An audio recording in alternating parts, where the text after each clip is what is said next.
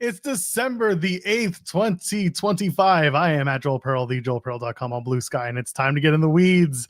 A marvelous Monday for everyone, a busy one coming off of a busy weekend. Hey, happy birthday to my shoot brother.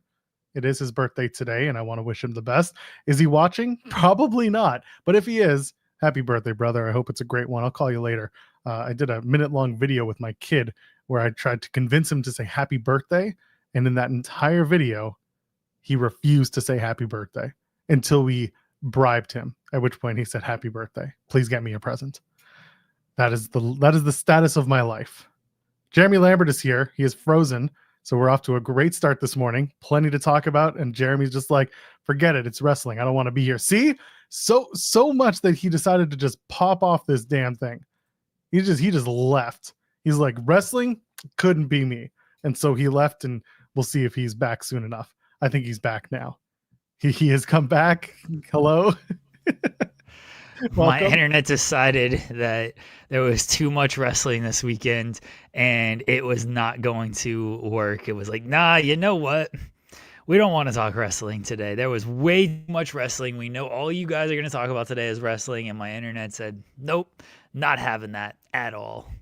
Can you blame him? I don't think it's any better, by the way. So we could be in for a rough show here. It's another Monday where your internet's just going to job out on you. Was it Monday last week as well? I feel like it was Monday last week. Oh, it worked fine the rest of the week. And maybe this was just a blip. It was a very funny blip just now. Yeah, the show started and I just froze. I mean, man, this is a little rough. Well, we'll see. I mean, so far you're okay. Little blip here and there, but you're okay. You look fine. All right. We'll see. Maybe your internet's just submitting a hostile takeover of your computer. Man, I just wrote that story. I was like, Jesus, what is happening? Can you really say you're surprised? We talked about this. The Ellisons are the owners. I know. For those who aren't picking up on the story, we talked about on Friday how Netflix had submitted the bid to basically purchase Warner Brothers, and it looked like there was a lot of maybes on the table, despite the fact that they were the winners of the bid. The Paramount group, who are led by the Ellison family, who are very staunch Trump supporters, said, maybe not. And what did they do this morning? They turned around and they put forth a hostile takeover bid to the shareholders for what, 107 billion? Yeah. Somewhere around those lines. Yeah, 108. Yeah. So quite more than the 70 to 83, however you read the numbers that Netflix had submitted. It's so funny and funny is probably not the right word, but that's the word I'm going to use, that like they can just call it a hostile takeover bid. Like that's the language that is being used, a hostile takeover bid. Like it's not just like, oh, we've submitted like an over the top offer to try to get the WBD from Netflix. It's like, nope, we are literally calling this a hostile takeover. Good old hostile takeover. Let's go. It's just so funny to me that like that's what they can legitimately call this thing. Like, all right, sure, that's the language we can use, I guess. When was the last hostile takeover? The NWO, right? Yes, a corporate raid. I'm trying to think of like, okay, a well-known example of an extremely hostile takeover was Oracle's bid to acquire PeopleSoft. As of 2018, 1,788 hostile takeovers with a total value of $28.86 billion has been announced. Jeremy, this is 108 billion versus 28. I guess Elon Musk buying Twitter was that I think that wasn't a hostile takeover. That was just a deal. Like he paid $44 million and brought the kitchen sink, and that was a stupid thing. I don't know if that was considered a hostile takeover. I know that's the specific language for the acquisition. I just think it's funny that that's the language that they use.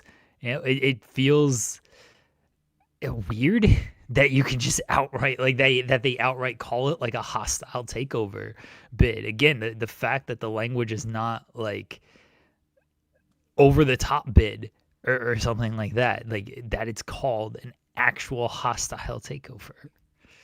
Oh, the Elon thing was my mistake. It was hostile takeover. You're right. I Okay. misremembered the situation, and it was billions. It was very 44 hostile. billion. Yeah, it was quite hostile. Brings in the kitchen sink and everything.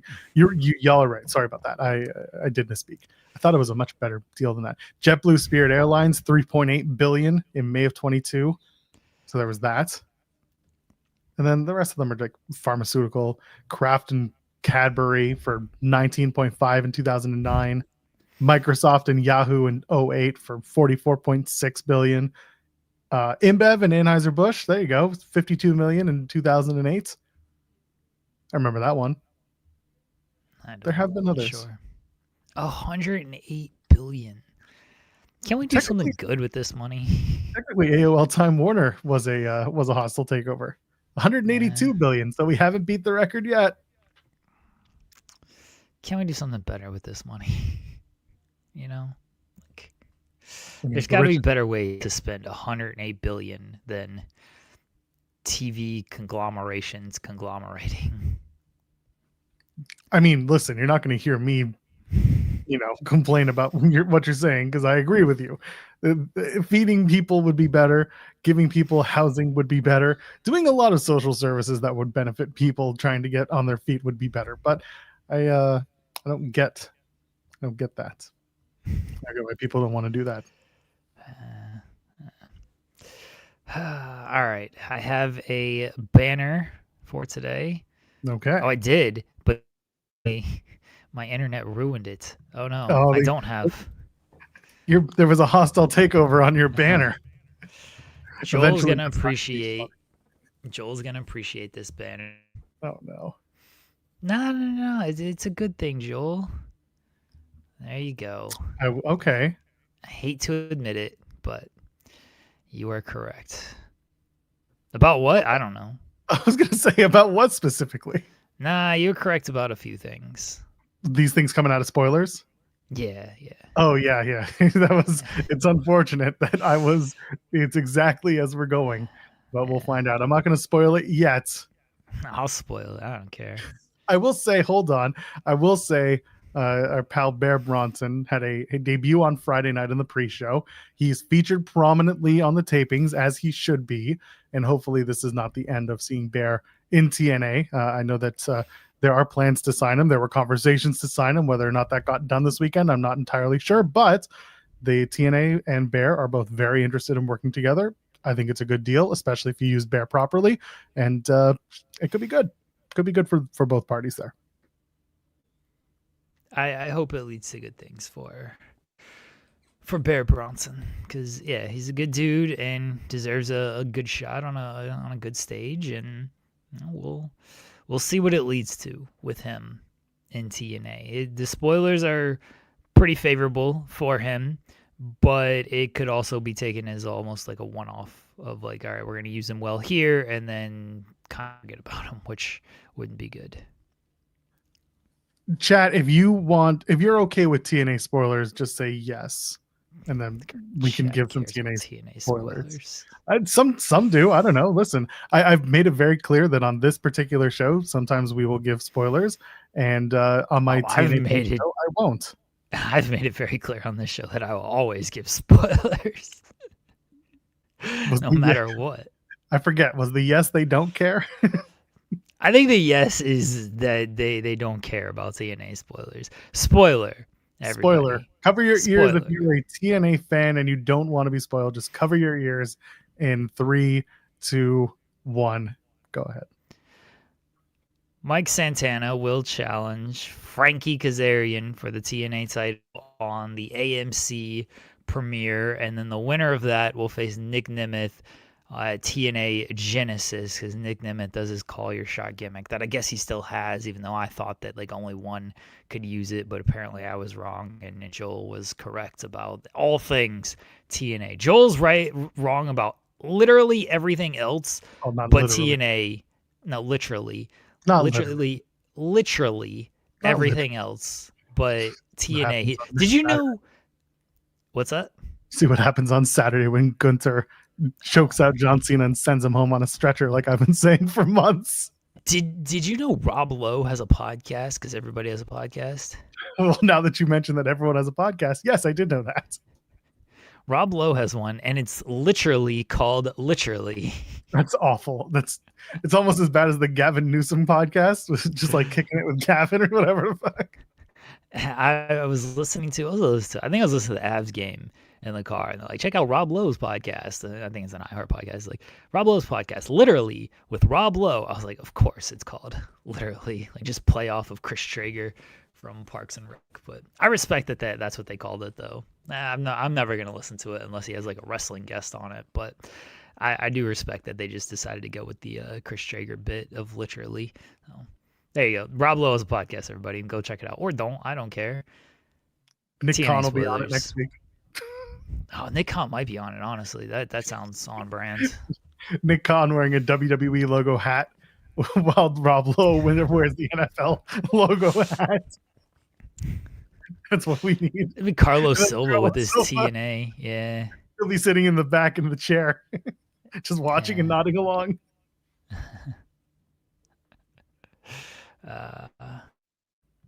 Yeah. So what? So just to give you a little more picture to the to that TNA situation that you mentioned, Santana originally on night one announced that he's getting the rematch at Genesis. And then the next night, or I guess next afternoon of the tapings, Nick Nemeth was suddenly available and he showed up. I don't know if he was on video or in person, but regardless, he showed up and he said, I'm going to cash in against the winner of the title match. But he made it sound like he was going to do it after the title match on AMC, not cash in for the title match at Genesis. Because Santino said the title's going to be on the line at Genesis either way. So I'm guessing they're going to try and run an angle after Santana wins back the title, where Nemeth tries to, I know, where Nemeth tries, or maybe they make it a triple threat at Genesis, but I hope they don't. I hope they just have Santana win, have Nick Nemeth be a heel, and try to get his title shot at Genesis. They're really just, what do they say? They're saving it for AMC, but what they're saving ain't much. Triple threat match, Joel. Nick Nemeth's going to run in the main event of AMC, and it is going to end in a DQ to set up the triple threat match for Genesis, because that is storytelling, folks. God, I really hope the creative gets sorted out. You know what else is really messed up? At Final Resolution, and we're not going to do too much TNA talk because the show was what it was. They brought out the Righteous. They teased them at the end of the pre-show.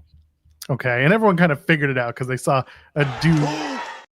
Exactly. The Hardys beat High Rise, and they play the Righteous music, and nobody knows who they are, and they all have that collective reaction. Because for some god-awful reason, creative at TNA thinks that they have to introduce the newest tag team, the Righteous, to a crowd against the Hardys, because the Hardys are the known team. Therefore, these guys must be important because they're stepping up to the Hardys. No, all this proves is the fact that you have an inept creative and you don't have a tag team division wherein you can build a direct competitor to take the titles from the Hardys. So you're hot-shotting this new team that you want to present as a big deal, whereas most of the audience is saying the Righteous. Absurd. They literally chanted, "Who are you?" Literally. Rob Lowe was in the crowd leading the chant. I felt bad for the Righteous. Like, the Righteous are whatever. They seem like nice guys, like fine workers. Gimmicks not for me because I don't think there's a whole lot of legs to the gimmick. Like, it's kind of spooky cult Bray Wyatt. Yeah, you know, it's that. It's spooky cult Bray Wyatt, but like at least Bray was a top guy. They've always been just like mid card. Like, when have the Righteous ever gotten past that point? And that's fine. I'm not saying they need to be top guys. I think their gimmick, especially with no real leader, which they don't have, like neither of those guys are really like cult leader type people. Like they're cult followers. They haven't really had a leader. They don't really bring people into their cults. Like they're a fine mid card act. There's nothing wrong with them or anything like that, but they are who they are. And so when they come out, I was just like, oh man, no reaction. And then yeah, they got the "Who are you?" chant. I was like, oh man, that's rough. That's rough. But like, not that I don't blame the crowd or anything, or TNA or anything, but the Righteous have been off television for how long now? Like they've been off television forever. They've been doing like some indie shots, but not like a ton of indie shots. They had the following that they have, which isn't much of one. Like they're just, and even when they were on television, they were just kind of like mid card kind of guys. It's not like they were like a top group or anything. So, and they can't be that surprised that the thing about the little promo at the end is like that got ignored by so many people. At the end of the countdown show, I think got missed by so many people. I was going back and like looking through results and stuff. All these websites like did not mention that there was like a Righteous promo. I was like, man, did nobody catch this? Like, nobody seemed to catch it. I don't know live if they saw it, but it was the crossover from the match that they aired. It was the Bear debut, and then they threw it to the beginning of the broadcast, and then they didn't because they keep doing this thing in TNA where they'll show you the bonus match and the opening of the show on the free tier, but it's poor flowing. It just doesn't work, and yeah, nobody noticed it because I thought for a second it was Isla Dawn because I saw a woman with long, orange hair, but then I noticed the tattoos on her arm, and I was like, nah, it's not her. And then I saw the snapping. I'm like, oh, it's them. Okay, but like commentary didn't say anything. They didn't draw any attention to it, and so nobody else was paying attention. Yeah. And they came out, they confronted the Hardys, like, okay. Sure, this is a match that they're gonna do. I guess we're getting into the wrestling talk. So before we like fully get into it, let me put in the poll question here and do the pleasantries of the thumbs up and all that fun stuff. Joel, poll question: best show you watched this weekend? And we have ROH Final Battle, if I can spell it correctly, NXT Deadline, TNA Final Resolution, or other, because there was still like Collision and SmackDown. Just put like there was a GCW show. Yeah, that's true. It was a GCW. It could have been some indie show that people watch. Oh, it could have been not wrestling at all. Maybe you watched Better Call Saul over the weekend. That was 100% better than any wrestling show that you watched this weekend. Maybe you watched football this weekend. If you're a Bills fan, the Bills game went well for them. Sorry, Bengals fans, but technically that was a show. And Louis saying Big Ten championship. That was so I was at I'll do the pleasantries and stuff, Joel, and then I'll talk about my weekend. All right, Jeremy's weekend deserves a thumbs up, so why don't you go ahead and leave one too? Okay, get your thumbs up, and how about that? After you leave that thumbs up, Jeremy will tell you all about his weekend. He'll tell you everything in gory detail, what he did or didn't do allegedly, and whether or not the authorities were involved. Anyway, go ahead, leave a thumbs up and subscribe to the channel because that's what we need to do. We're heading towards the end of the year. We're growing, baby, and we need you to grow with us. So go ahead, subscribe if you haven't already. Clips every day, shorts every day, live show every day, sometimes two. Get on it. Why haven't you done it yet? Rob and Maggie came back on Friday, and they just wanted your love, so go love them back. And you can donate a super chat. Any amount, get your question or statement read on the air. You know how it goes. We appreciate you, especially during the holiday time when I know money is money. We'll talk about how you can spend your money in a little while because Aura Frames is still here. We got them for the month. Don't worry, Doug. We'll get back to you. It's okay. Jeremy, tell them all about your weekend. So I didn't watch any wrestling this weekend. I didn't go back and rewatch it. I don't care about professional wrestling. I had a life this weekend. My tiny one was in a play and 2 nights of the play. So I went to that on Friday and Saturday nights. And then Saturday was the Ohio State and Indiana game. I live in Ohio, allegedly. And we went out to the Applebee's afterward. The Applebee's was Friday night. It was popping. But Saturday night, it was not quite as poppin'. And I was like, well, I assume everybody's like at home watching the game, or they're at like an actual sports bar. Like, I don't know how many people go to an Applebee's to watch like sports. You know what I mean? Applebee's seems like a place where you just like go chill. If a game is on, cool, but you don't like go there to like the bar was completely empty at this Applebee's. So Applebee's wasn't quite popping on Saturday, but I watched the Ohio State and Indiana game at the Applebee's with like people who were Ohio State fans, and I don't think they cared that much because they beat Michigan, like Ohio State beat Michigan. That's their championship game, honestly, and they were getting into the playoff regardless. So it's like, oh, okay, sure, it's a game against Indiana, but that was a really fun game, Indiana and Ohio State. There's some other. There wasn't too many like great college football games. Although Duke and Virginia was good, but like it didn't matter in the end between Duke and Virginia.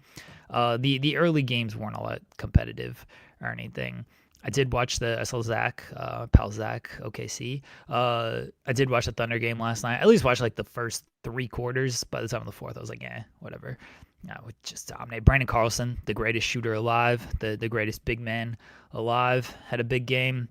Still 0-0. And what other sports? Avs played twice. They had a back-to-back this weekend, won both games. It's always nice. And yeah, that's all. That's what I watched this weekend. I watched a bunch of sports. I watched a couple episodes of Atlanta. Didn't watch any wrestling. Who could possibly care about wrestling? Right? Wrestling is the dumbest. Who would watch wrestling? Dumb. I watched wrestling and I spent it with my family.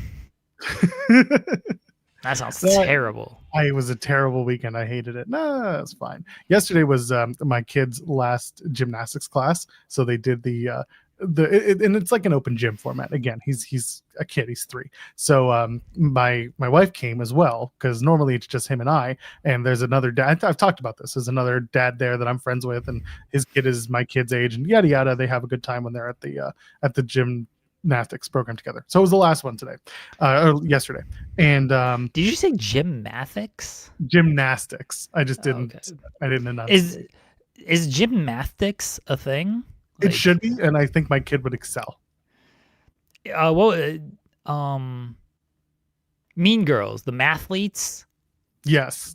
Yeah. But that's just math, though. I'm talking something that incorporates both the act of tumbling and mathematics. Yeah, and doing math. Yeah. Anyway, so at the end they give out the certificates to all the kids. Mine was like second to last, and he's sitting there and he's sitting on my lap and he's like antsy, like he's so ready to get his stupid certificate. And he goes up there and he sees all the kids going up and they're all standing on a little like foam podium, and then they would like show their certificates proudly to a parent or a caregiver who would take the photos, and the kids are all smiling. And then my kid gets up there and I'm like, hey, I'm gonna take a photo, and he's like, no. And so I have 2 photos and I'm not gonna show them because I don't do that. And he's like, he's got one with his hand in front of his face like this, covering the camera, and the other one is him holding up the certificate over his face. I was like, you were so excited for this, and the moment I came in with a damn camera, you're just like, no photos, asshole. And then we went to a Hanukkah party and he had a great time. So shout out to that day. And Saturday was kind of a mess, but that was just because of how the schedules worked out. But it was fun. It was a good weekend. But yeah, just trying to catch up on some wrestling that I had to catch up on, and I watched bits and pieces of stuff on Friday, and then I came back to stuff on Saturday and Sunday. Collision really pissed me off. But Triller really pissed me off. Not Collision the show, but Triller. I was trying to watch Collision live as it was happening. Actually, no, I was trying to catch up on Collision after I finished watching Deadline, and something happened with Triller, and I know I'm not alone. Other people in the chat can back me up. The live airing of Collision on Triller got super messed up to the point where like it hung on one of the commercial breaks, and then a bunch of stuff got cut out and it didn't come back until the whole thing was re-uploaded in full. It was a whole mess. So watching, there was a loop of the logo. So Graze is saying, we missed most of the Claudio and Mascara Dorado match, but I was able to go back and watch it. It was a great match, but just trying to watch it on Saturday was such a pain in the butt, and it wasn't anyone's fault other than Triller's. So Jules saying, I don't know how they still exist. They're bankrupt. Well, they're still getting my $5 a month, so that's good enough for me. But otherwise, the weekend was pretty much just trying to get through it. But the kid had fun on Sunday. That's all that mattered. All right. Yeah, I watched Collision on HBO Max on the replay. So I did not watch anything live on Saturday. I got home at about 9 o'clock on Friday, so I caught the second half of SmackDown, and I caught basically all of TNA because that show didn't start until 9, and I caught from ROH. And then Saturday, I rewatched what I missed from ROH and SmackDown. Saturday, I did not watch anything live because we went to Chili's afterwards, or Applebee's, and so I didn't watch anything live on Saturday. So I watched everything Sunday to catch up on everything. So yes, that's where I was at with my wrestling viewing. Sadly, Henry saying, surprised Joel didn't blame AEW for trailer issues. No, I know when to blame. Yeah, that's very surprising.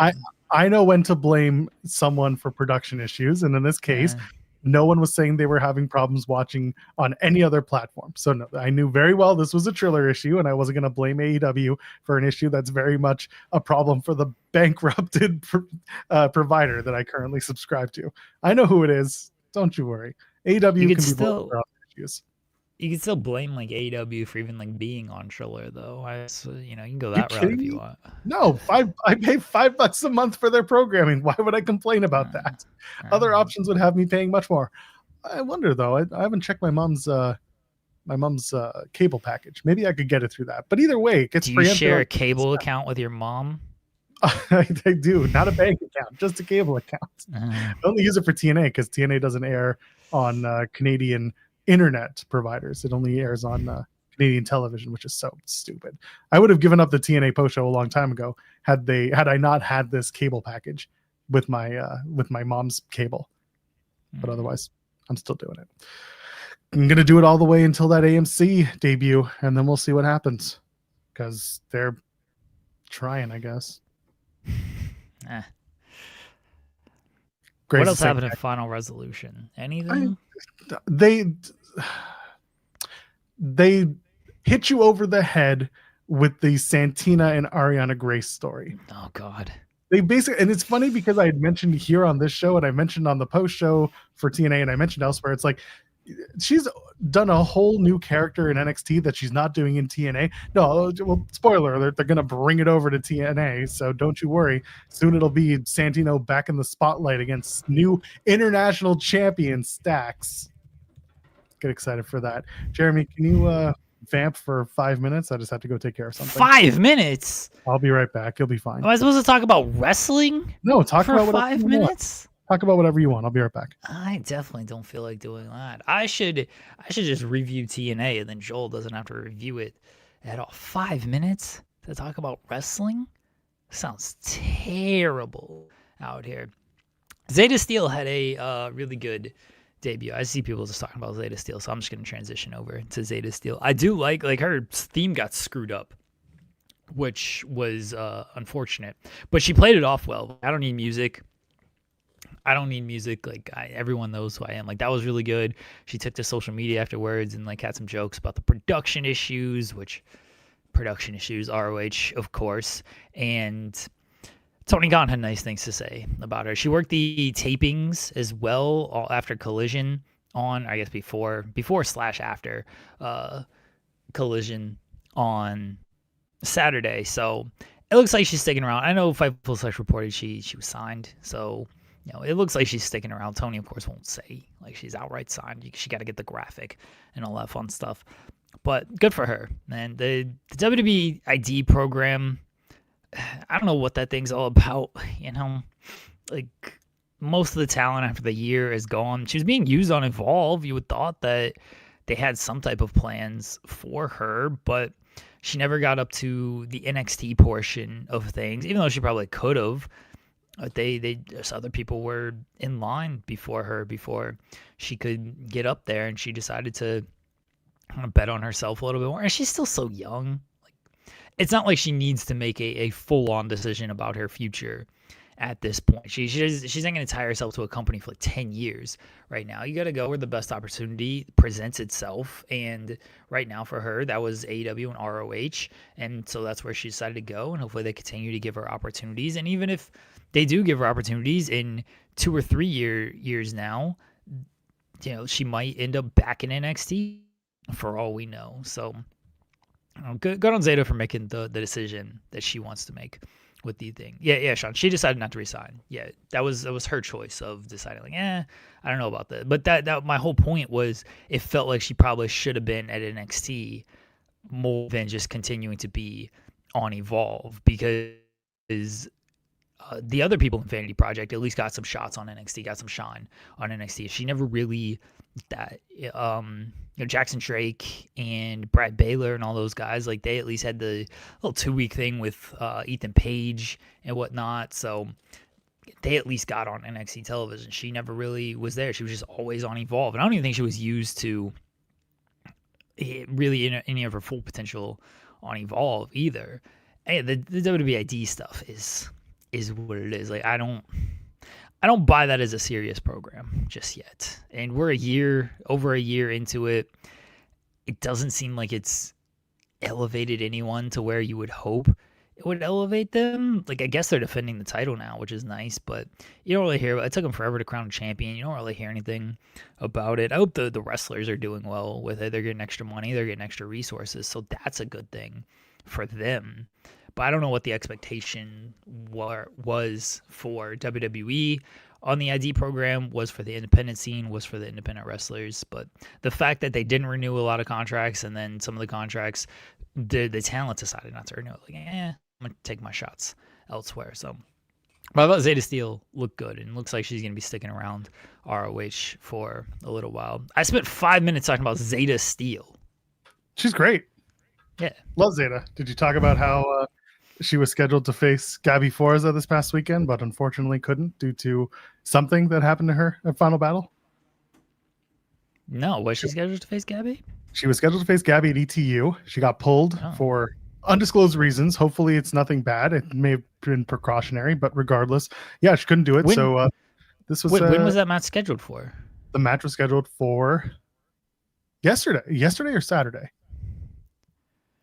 Definitely the weekend, definitely last couple of days. One sec, I can check. Okay, well, Saturday she wrestled on the ROH tapings. So then it was Sunday when the match was supposed to happen because Gabby was going straight from Lodestone. Okay. And then ETU said, and this is ETU. They're in Jersey, but they had to pull. They had the match. It was announced. It was supposed to be Zeta and Gabby, and then they had to pull Zeta for whatever reason. So so it was Sunday, so she couldn't make it. And Gabby had to wrestle. I think she did an open challenge, and it wasn't Johnny Robbie. I got to look up who it was, but regardless, it ended up being a different match than the one that was originally planned. No, okay. Well, hopefully she's fine. Zeta is. Yeah, hopefully. Who came out and did the match? Who ended up facing Gabby? I had it on the tip of my tongue, and then I totally forgot. Hold on. Doesn't matter right now. You can keep talking if you want. Because I know you were just doing it for the last 5 minutes. Thank you, by the way. No, I don't want to keep talking. She took on Jocelyn Navarro. Okay. Yeah, Jocelyn Navarro took the match. Anyway, Zeta's fantastic. I really do hope that she finds her way into whatever's best for her. And she's young and she's talented. And she walked away from ID knowing her value was more than whatever was being offered. So good for her, taking a chance, and hopefully it pays out and she continues to grow and adapt in a business that isn't always super easy to navigate. We kind of mentioned Gabby earlier. She was part of the Lodestone Women that did a seminar that was put on by Bailey, and that happened this week. There were a ton of familiar faces. Jeremy was kind enough to give me the list that I couldn't find again. Izzy Moreno was there, Gabby Forza we just mentioned, Rachel Armstrong, Danny Moe, Janai Kai, who's been on the show a handful of times, Brooke Havoc, Nor Diana, who just had a match against, I guess it's Diana Nor, but she goes by Nor Diana, who just had a match against Mercedes Monet at, was it WrestleCade weekend? Or was it, no, big weekend in New York, the New York show, the big event. Yeah, big event. Big event X's, yeah. Livia, who I think I just saw in Toronto recently. She was on the New Wave show. Nikki Blackheart, Sapphire Reed, Anita Vaughn, Leia Sparks from Toronto, Andrea Mitchell from Montreal. So a lot of women, very talented women, who were part of this big weekend that Bayley put on, including some people from WWE, including Charlotte Flair made an appearance. John Cena very notably made an appearance on the last day, and apparently spent like 8 hours, spent basically the whole day with these women doing whatever they were doing, and we will get more info, and I'll tell you why in a few minutes. And yeah, just a busy time. Natty was there, a bunch of flatbacks people were there as well, because I think they were doing most of the events at the Flatbacks Academy. But this looked like a really, really cool opportunity for a lot of women in independent wrestling to come out and learn from someone who has been basically women's wrestling for the last 10 years or so. So good on Bayley. She put this out of her own pocket, and you can tell she pulled some strings and asked some favors and did some amazing work this weekend and gave some indispensable advice. It's really great stuff. Rhea, Bianca, Lyra, Roxanne also showed up. You can tell Bayley has the respect of everyone, the men and women out there. But listen to any interview asked about Bayley. No one really has a bad word to say about Bayley. I mean, she just did the Undertaker's podcast, and I'm not saying like the Undertaker is like end all be all on these things, but Taker talks to people like he likes and respects and knows who are liked and respected. AJ Styles is going to be on the show this week, but like Undertaker just doesn't like talk to anybody except the president. But you know what I mean? Like Undertaker's when it comes to people in the business, it's people that he wants to talk to, and Bayley was one of them. That was a really good interview that they did. But yeah, Bayley has the respect of basically all of her peers, and so for her to do this out of her own pocket, everything, it was a really big gesture, and it seemed like it was a great time. Hopefully, and I assume a lot of the women got a lot out of it, and as Joel said, we'll hopefully learn more about it. Yeah, looking forward to doing that as the week rolls on. So that's really great. I did mention Nikki Blackheart, did I not? Because she's on my list. If I missed her, yeah, I thought so. Damn. Get off my. No, I don't care. It's fine. Regardless, I'm very much looking forward to learning more about this, because this is a really cool sisterhood that seem to have come together for the first time, and there are many women in wrestling who are hoping that there are more. And I hope that there are, because this one seemed very special. So we'll keep it up. We will. What else was little things that we can get through? The AEW finale was hilarious. Oh, it's very sad. I know you're sad, and I get it. I think this went out in the best way possible, and that's one thing that RJ said he was going to do. He wasn't going to let it linger for too long. He's got everybody in their feelings. AEW had their final episode, their finale, in which RJ City was the host, the guest, the proprietor, the owner, the visionary, the man in charge, the guy you pay attention to. It's all in the show, man. This is great. That Triple H entrance spoof was legitimately the funniest thing I've seen all year. That was so hilarious. And they got the perfect guy with Eddie to do it, you know, because if it's somebody else, like maybe they don't get it or they don't care, they don't react that way. But Eddie is such the perfect guy. Like, what the fuck are you doing? What are you talking? Why is your voice like that? This is not your voice. Like, Eddie was the perfect guy to play off of with that. It was so funny. Oh, I watched that thing like 10 times already. Like, I was cackling at how I watched it the first time, and my wife was sitting next to me. She's like, "What are you laughing at?" And I was like, "Do you know like Triple H like does these entrances, like the behind the scenes?" She's like, "No, not really." I was like, "All right, well, he posts these videos, and it's just basically like walk this way, stand here. We're going to do pyro here." Like, it's the most simple stuff, but it's Triple H, so he's got to be involved, even though he hates being on camera. She's like, "Oh, okay." And I was like, "Well, RJ spoofed that, but it's with Eddie Kingston." And she's like, "Anything Eddie Kingston." She's like, "Okay, I have to watch this." So we watched it with her. I'm just cackling the entire time. It's so good. It's perfect. It was really well done. And then they did the phone tree from Unreal with John Cena's heel turn, and He's like, I talked to Tony Khan, I talked to Bryan Danielson, I talked to the Riz, I talked to Big Justice, and it was just, you got to go back and watch it. Recapping it will never do it justice. Do go back and watch it. Henry was asking, why did it end? And I think there's a little bit of truth to what RJ was saying, that they've exhausted the list of people who they wanted, but also it's better to go out on top. It was a great bit that was getting, a lot of cult following behind it, but RJ has a billion other jobs behind the scenes at that company, and I just think that they couldn't always find the time to do it. I know that on pay-per-view weekends they weren't airing the shows because they were taping shows, but it was a great show that they did for as long as they did it.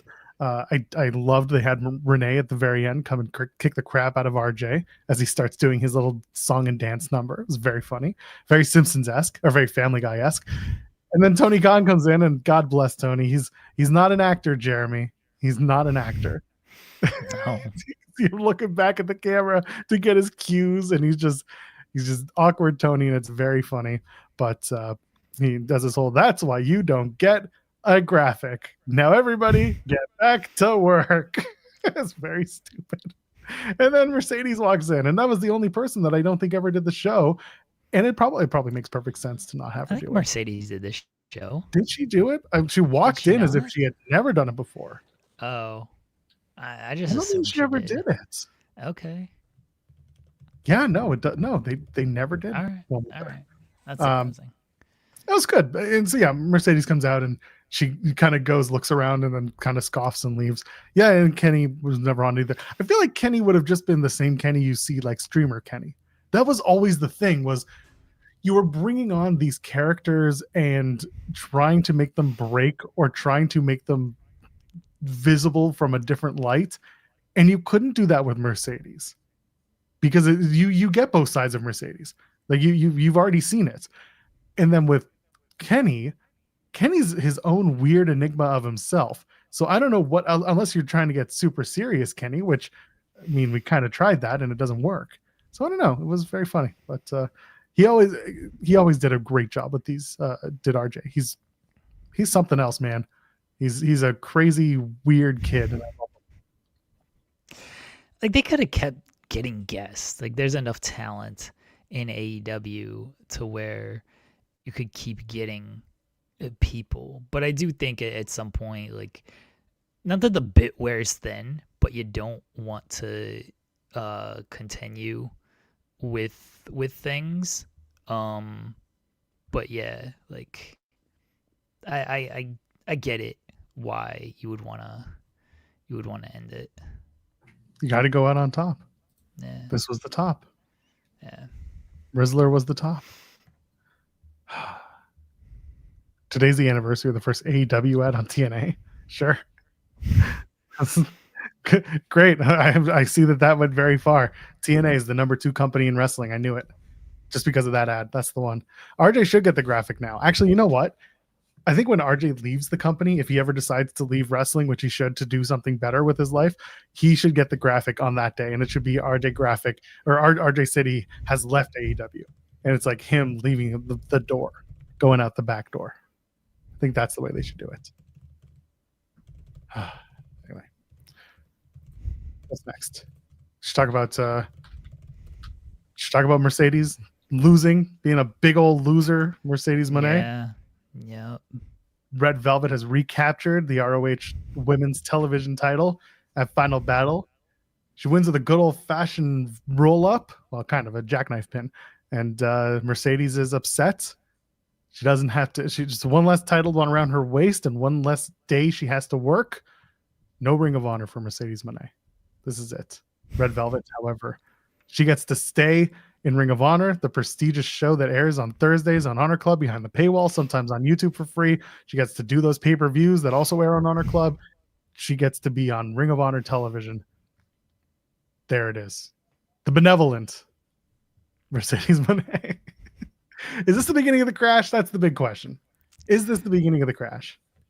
I mean, then she just won the following night and beat Layla Gray. I don't know. Maybe Christopher Daniels will take some of these titles. Is Christopher it Daniels is too busy getting kicked in the dick.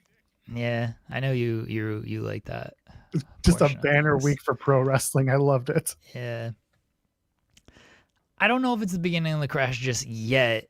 I mean, it's definitely the start of part of the downfall because now she's lost. And I did like her backstage afterwards. She's like, I'm not even going to defend my titles now. Like, I don't even want to do this. That's a good way to keep the titles. You just don't defend them at all. I That's what did I've like been that. saying. Yeah, I did like that. But I don't know if it's like how quickly it's going to be because yeah, she lost the ROH TV title, but then she just defended the TBS title. But is she gonna lose the TBS title at World's End?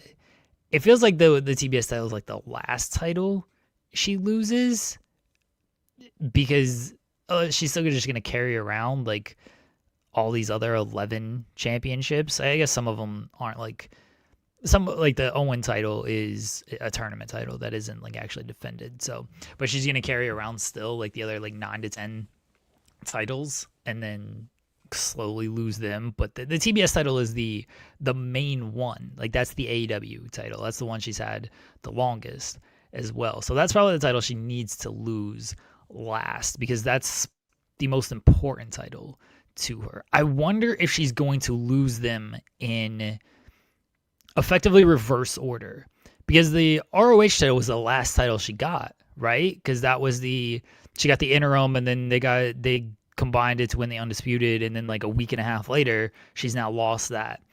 So that's something I would I guess keep an eye on is like, okay, what's the title she got before that and does she lose them in reverse order? I'm pretty sure she won Diana Noor's title that weekend. Like the next day. That same weekend.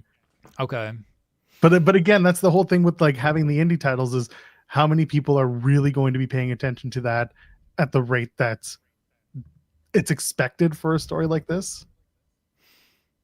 Right. So that's why I'm kind of like I'm not in opposition to what you're saying at all. It's more like so I'm looking at last year's Revolution. She had the title match, the TBS title match against Momo, and I'm not saying she should face Momo, but I wouldn't be surprised if we go all the way to LA and she makes a big deal out of a TBS title match that she loses. And whether that's Willow or if it's somebody else, I don't know. But like, could you stretch it out all the way till March of next year? Then she has to drop those titles, but then it's almost like you're making it obvious. Or do you want to have her drop the TBS title and then start dropping the rest of them? Like, what's the procession? How does it work? And what does it make sense for?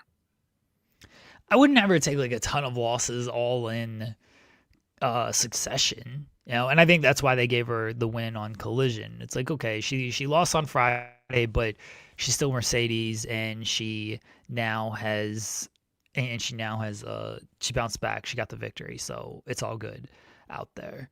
So yeah, I would never take like a ton of losses in succession. I don't know how many people will pay attention to her losing these indie titles because it's going to get referenced on AEW. Like they have to reference it on AEW. They've referenced that she's had 13 titles. Like now you got to reference that like, oh wait, she only has 10 titles. Oh, she only has 6 titles. She only has 4 titles. Like you got to start referencing that. So people are going to know that she has lost these titles. They're not going to make it a bigger deal than that, especially if like, I don't think she's going to be taking pins in all these matches. I do think you're going to see like some triple threat matches and some 4-way matches, everything. And that's how she's going to lose some of these titles. But yeah, I think it's going to happen kind of slowly. And I think the TBS title loss probably comes Revolution or maybe Dynasty. I don't think you can stretch it all the way to All In, especially since All In's in August. But I think you can easily get there to Revolution. That's March, and Revolution's typically one of their bigger shows. So I would go to Revolution with it. They're not back on in Boston again that they've advertised, are they? I don't think so. Revolution's in LA. Yeah. And I go with LA because it's LA, and she made a big deal out of being the reason they got the Staples Center. I think going into that match, or at least like part of it was. I feel like she tried to make herself part of it. She could drop it at Grand Slam Australia, which again is not a huge show, but it is an important one. It's a taped show. I mean, I know that's where like Tony won the title last year, but I like Revolution. I do.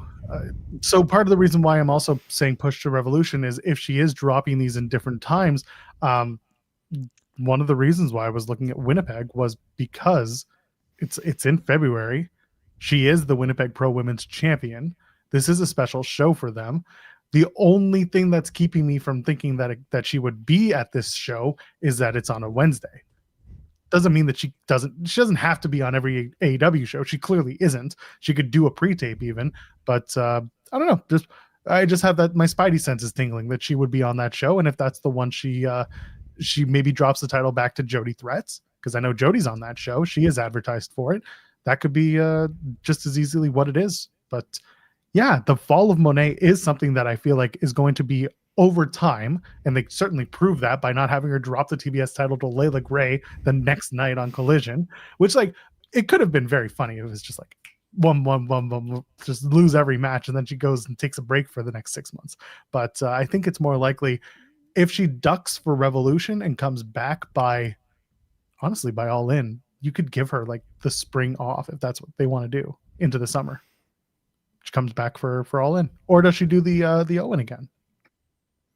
I think she's in the Owen again because that gets you a title shot at All In. Like, why wouldn't you be in True. the Owen again? Yeah, and then maybe that's the moment. Maybe she comes back to do her babyface turn through the Owen, and All In, she's going up against a heel. I don't know whom, because we've talked about this. The feeling should be that Mercedes realizes what's been lacking this entire time, and that is just the focus and the belief that she could actually win the big one. When she wins the big one, I feel like as a babyface champion, it should be. Unless she cheats her way to win, at which point the last 2 opportunities she's had have been like, well, what happened? What's different? There has to be a resounding difference in Mercedes Moné that creates the opportunity for her to win. So I'm curious as to what the story will be going in and out of her title losses. She should show up to all these independent promotions and lose in open challenges against their former champions, the champions she dropped the titles to. No, just Willow. Willow just haunts her in all of these matches. That'd be very funny. She becomes the new belt collector. They do a double turn on the indies. Yeah. I'm all about heel Willow Nightingale with all the belts. Oh, let's go. I don't think she's going to be a heel. People are going to be like, hell yeah, Willow's got a bunch of titles. This rules. That would be very funny. So it's all up in the air, but at least we saw the real. I don't know if this was the real first pillar, so to speak, but it certainly is telling. And I know I made the joke that she doesn't want to work Thursdays, and Layla Gray is going to be now featured on ROH television. That's kind of the other side of it is what happens to the other talent once they beat Mercedes. Technically, it's up to them to kind of make themselves and grow from beating her. It's what they make of it and also how they're booked. So that's why I'm like, okay, this is the first one. She won the ROH women's TV title, but like, what does that serve other than putting her on an ROH show? And she lost, but now what happens to Red Velvet? If she builds out of this, then we'll see the actual growth and the plans of what this whole Mercedes Moné belt collector gimmick is supposed to achieve. If it's just, okay, now Red Velvet's on Thursdays again, then it's kind of, I wish it had been booked better at that point, but we're not there yet. So I'm willing to let it play out, as they say. Okay. Did you have anything to add to that? No, I mean, we'll see where this goes. She lost. I think she will lose more in the coming weeks and months. I don't think it'll all be singles matches, and you get to the point where she finally loses the TBS title. Yeah, well, we will see. Elsewhere on the card, a new women's pure champion was crowned. Congratulations to Deonna Purrazzo, the person who absolutely should have won it the entire time, should have given her the belt just out of the briefcase immediately and not done this entire thing of a tournament that they did. Our best to Queen Aminata. I hope that she is better soon, and then they'll do that title match and it'll be good stuff. But good on Deonna. Very happy to see her win some Ring of Honor gold. And about an hour later, her husband loses his title. So Woo! We're back, baby. Someone had posted after she won, like Steve Macklin and Deonna Purrazzo are currently holding titles together in their respective companies. And then after Steve lost, people were like, "I want to walk that one back, bud." It was Yeah, great. I posted after Macklin lost. I was like, Deonna and Steve had titles for like an hour, and then TNA said, "Fuck that," and then Deonna quote tweeted me on that, and I was like, "I don't know what happened." And I was like, my bad, Deonna." Oh God. You know what, man? Good for Deonna. She was on this show not too long ago. We did the Taylor Swift episode. We were Yeah, just talking Swift, and then we started talking about the tag titles, and she said, give me a chance, give me a chance. We've moved past all this. And you know what? I'm glad that this is an opportunity for her, and I hope that she shines. And we know she's a great wrestler. We know she's a wonderful person. We get to see her personality when she's on the show and in on her Boots to Boots podcast with Steve. So really hoping for the best for Deonna. And again, she had a really solid final with Billy Starks. It was good stuff. yeah, yeah. Good on Deonna. We like Deonna on this show. First ever guest of this show, so she's always gonna have her banner hung here at the ITW offices, and it was good to see her. Yeah, like we talked about with her, like get the shot that she wasn't getting because of a bad match in Mexico, and that was unfortunately, I don't want to say held against her the entire time, but it was clearly a thing where she wasn't given a real opportunity after that. And it's unfortunate that it took this long, but hopefully she continues to get these opportunities now and continues to perform at the level we know she can perform at. And yeah, the match with Billy was good. The finals with Billy was a really good match. And the Billy stuff is like, because now they're doing the thing with Athena, who also won in the main event. She retained against Spoilers. Yeah, that's not really a spoiler. I mean, it I know the happened. show happened. I know. She retained against Persephone. By the way, I don't know what AEW needs to do to keep Persephone. They should probably do that because I feel like other companies might be like, wait, we can get her, and I don't know if they're gonna use her that well, but yeah, she's really good. I Yes. think people who knew she was really good, but if you haven't been paying attention and this was kind of your first exposure to her on kind of a bigger stage here.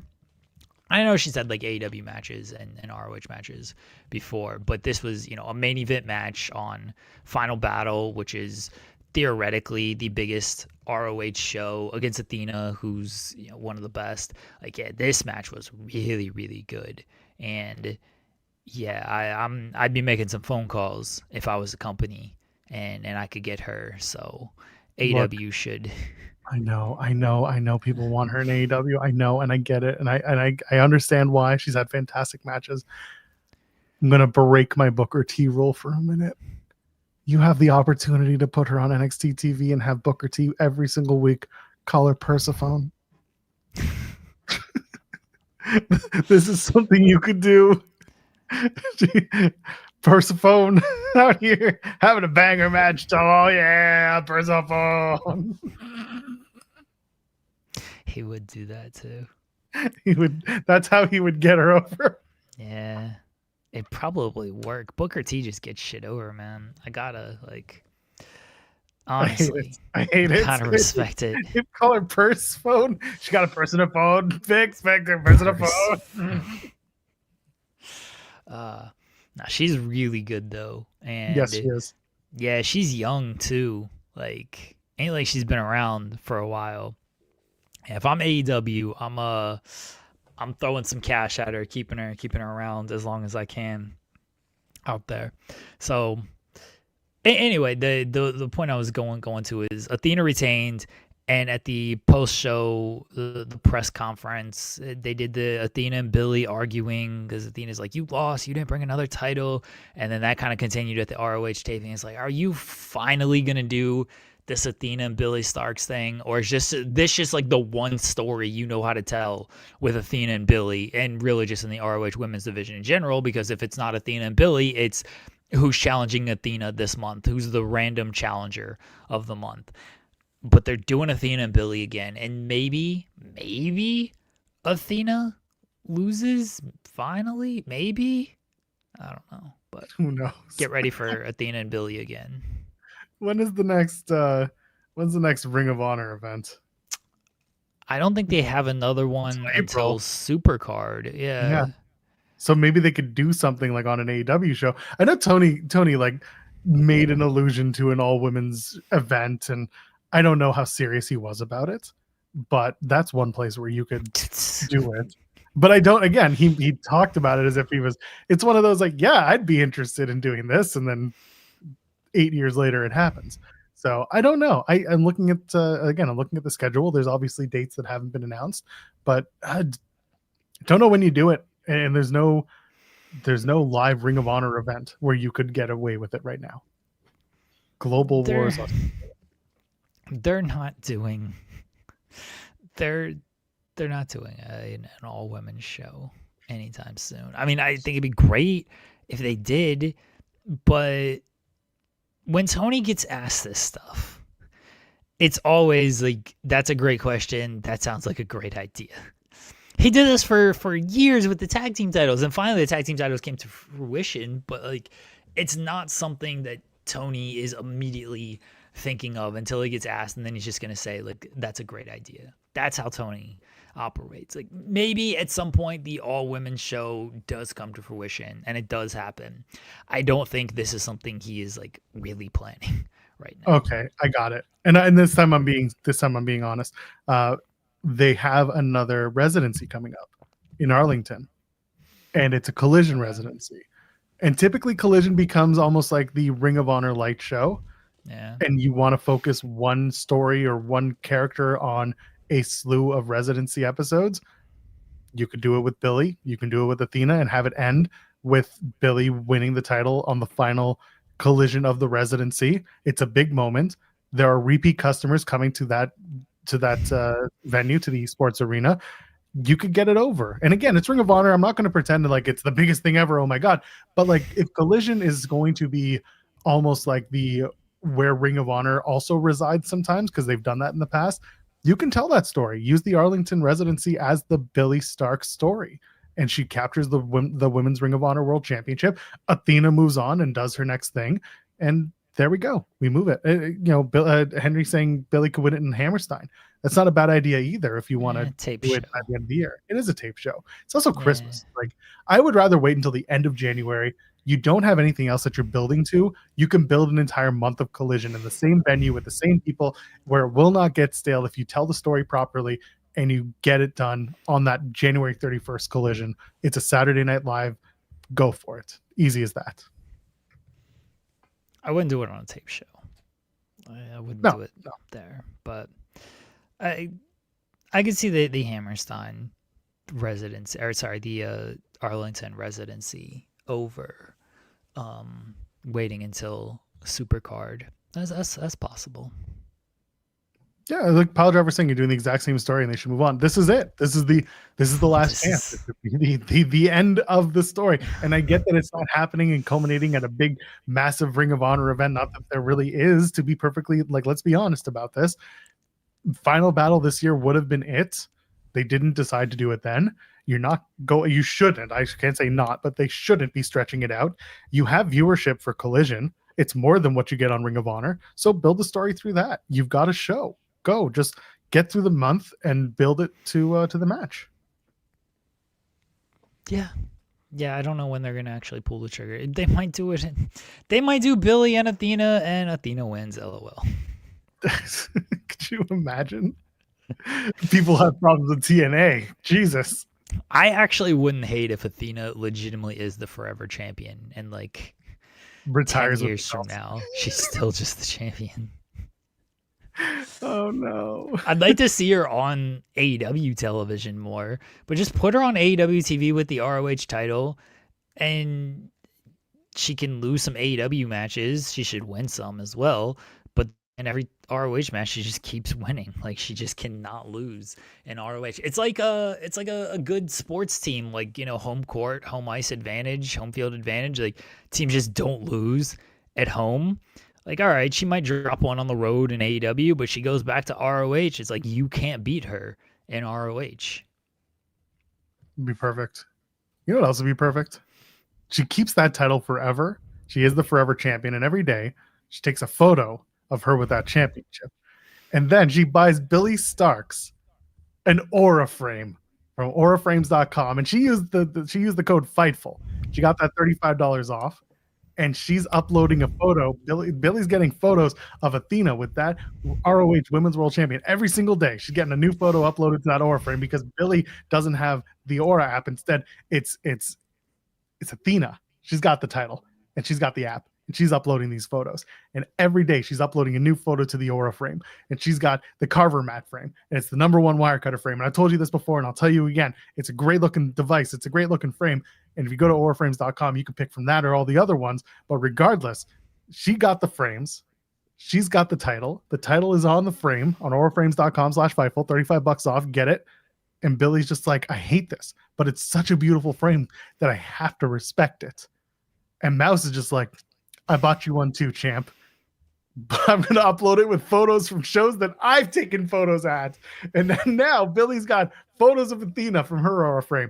And the other aura frame is photos that Mouse took at other events that do not feature Billy on them because Billy wasn't available that night. So instead, it's going to be 2 aura frames for Billy Starks. Happy holidays. They both used auraframes.com/Fightful, got their $35 off. They gave the gift that keeps on giving, especially in the case of the Forever Champion. They uploaded those photos to the Aura app, gave her a special gift box that she could happily open that gift and say, oh, baby, I want that Aura frame. And then she saw that she's getting those photos every day.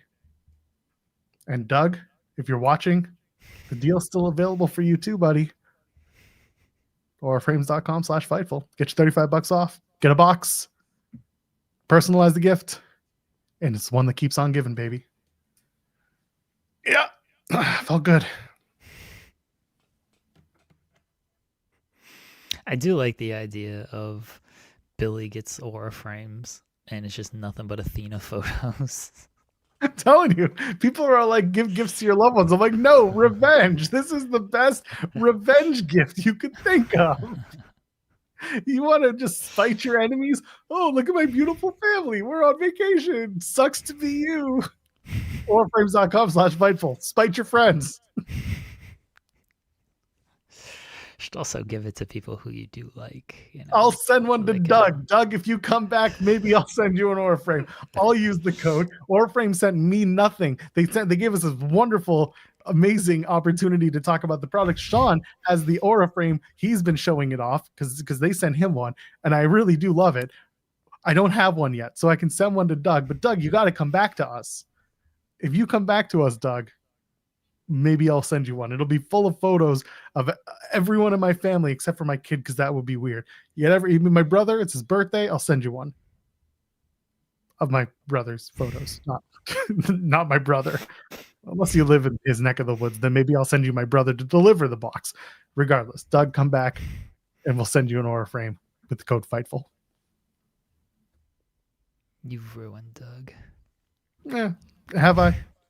Yeah. Have I really ruined anything? Well, just TNA. I didn't even ruin it. There are 2 men in that creative department who absolutely ruined it for everyone else. Second best ad read or best ad read?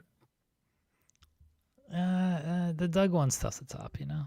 The Doug one was very good. Did we peak too early? Maybe. Yeah, probably. Yeah. Speaking of peaking too early, was there anything else from Ring of Honor that we should get into? I know there was a lot on the show. I did want to talk about those championship matches because they had larger implications, but otherwise, the survival of the fittest. Bandito is still Ring of Honor World Champion. No loving on me. No Jack Harlow. No going to his house. That'll be illegal. And telling him, hey, what are you doing here? But instead, stuck. We're back to normal. People want to talk about Nigel McGuinness and Shiley. There's one. People want to talk about who? The 30-minute Iron Man match. Oh, okay. Sorry, Lee Moriarty. I said Shotty Lee for some reason. Yeah, I was like, Sorry, who I think wrestled? I was thinking Shotty Lee Johnson because we were talking about Swirl. We were talking about specifically Right. Blake. So I got into Anyway, Oh, I mean Lee Nigel Moriarty Lee and Moriarty yeah, and Swirl. that was that. I thought Athena and Persephone was slightly better, but that was probably the second best match on the show. Lee and Nigel. I don't know if Nigel can go like full time. I don't think he has any interest in going full time. But man, when he returns for these one offs, he's still so damn good. Like so damn good. It was a great story with Lee kind of being ahead of Nigel and going up early, and then Nigel having to fight back to get back into it. Going back from Lee blew a 3-1 lead, and then but he still ended up going up late, and then right as the 3 count as the time expired, like that was really good timing on that. So and then going to the overtime and Lee winning pretty quickly into the overtime after the pinning combos and everything. And yeah, I mean it was just a great match. And probably my second favorite match on the show behind Athena and Persephone. But Lee is so good, and I wish he wasn't like fully just doing ROH things, or I wish he was doing sort of more on ROH. They kind of shot this angle afterwards where like Lee and Shane Taylor Promotions are having issues because Shane Taylor he was like cutting this promo, and then Tony Khan is like interrupting it, and he's like, well, I think Lee did a great job. Like, this is a great match, and he's a great champion. And Lee's like, or Shane Taylor's like, I'm tired of disrespect around here. And like Tony's being very respectful. And I don't know if this was like part of the plan where they were trying to set up this angle, or Shane Taylor was just like doing his own thing, and Tony was not like going along with it because Tony didn't know what was happening. It was just very funny that Lee was trying to like do this whole thing, and Tony was just like, this was great, it was a great match, and we have a lot of respect for Lee, and I think you're being very harsh to Lee right now. Like, is this going anywhere, or is Shane Taylor just trying to do his own thing? It's just Tony's sitting at the dais just being like, big smile on his face, 4 cups of coffee in his hands, like it was like, oh man. But yeah, I wish there was more for Lee, but it's also tough because it's like, where does he fit anywhere right now? There's just so much talent in AEW. Like, you really gotta commit to where you're going to put him, and I don't know where that is right now. So like ROH isn't like a bad spot for him. I just wish they would do more with a lot of people in ROH as far as just like actual week to week stories and stuff, and not just like, hey, here's a great match, here's a great match. Like, I wish there was just more consistency on what they were doing with characters and stories instead of overall the matches. But the Lee and Nigel story / match has been there for a while, and this was a good culmination. Like, they pivoted really well on this because it was supposed to be Lee and Commander, but then Commander got bumped up to the survival of the fittest. And it was like, okay, what are we doing with Lee? I don't know whose call it was, whether Nigel decided to be like, let's do a Iron Man match, whether Tony was like, hey, can you do this? Regardless, Nigel's the one who did it, and he made Lee look really, really strong and really, really good here. And I hope there's some like actual follow-up and some actual use of Lee, and he just doesn't have a match every couple of weeks until the pay-per-view, and then he has a match against a challenger who exists. Well, get ready, buddy, because it's gonna be that the challenger who just exists. Anyway, see, people are saying Death Riders. Like, is that a good idea? Now, like, they've got Garcia and they've got Wheeler Yuta. Like, does Lee Moriarty add anything that those two don't have? There's a pecking order in the Death Riders, right? It's Moxley, it's Claudio, it's Pac. And you can maybe flip Claudio and Pac, but I think that's pretty much the order. And then there's Yuta and there's Garcia. You've already got 5 guys right there.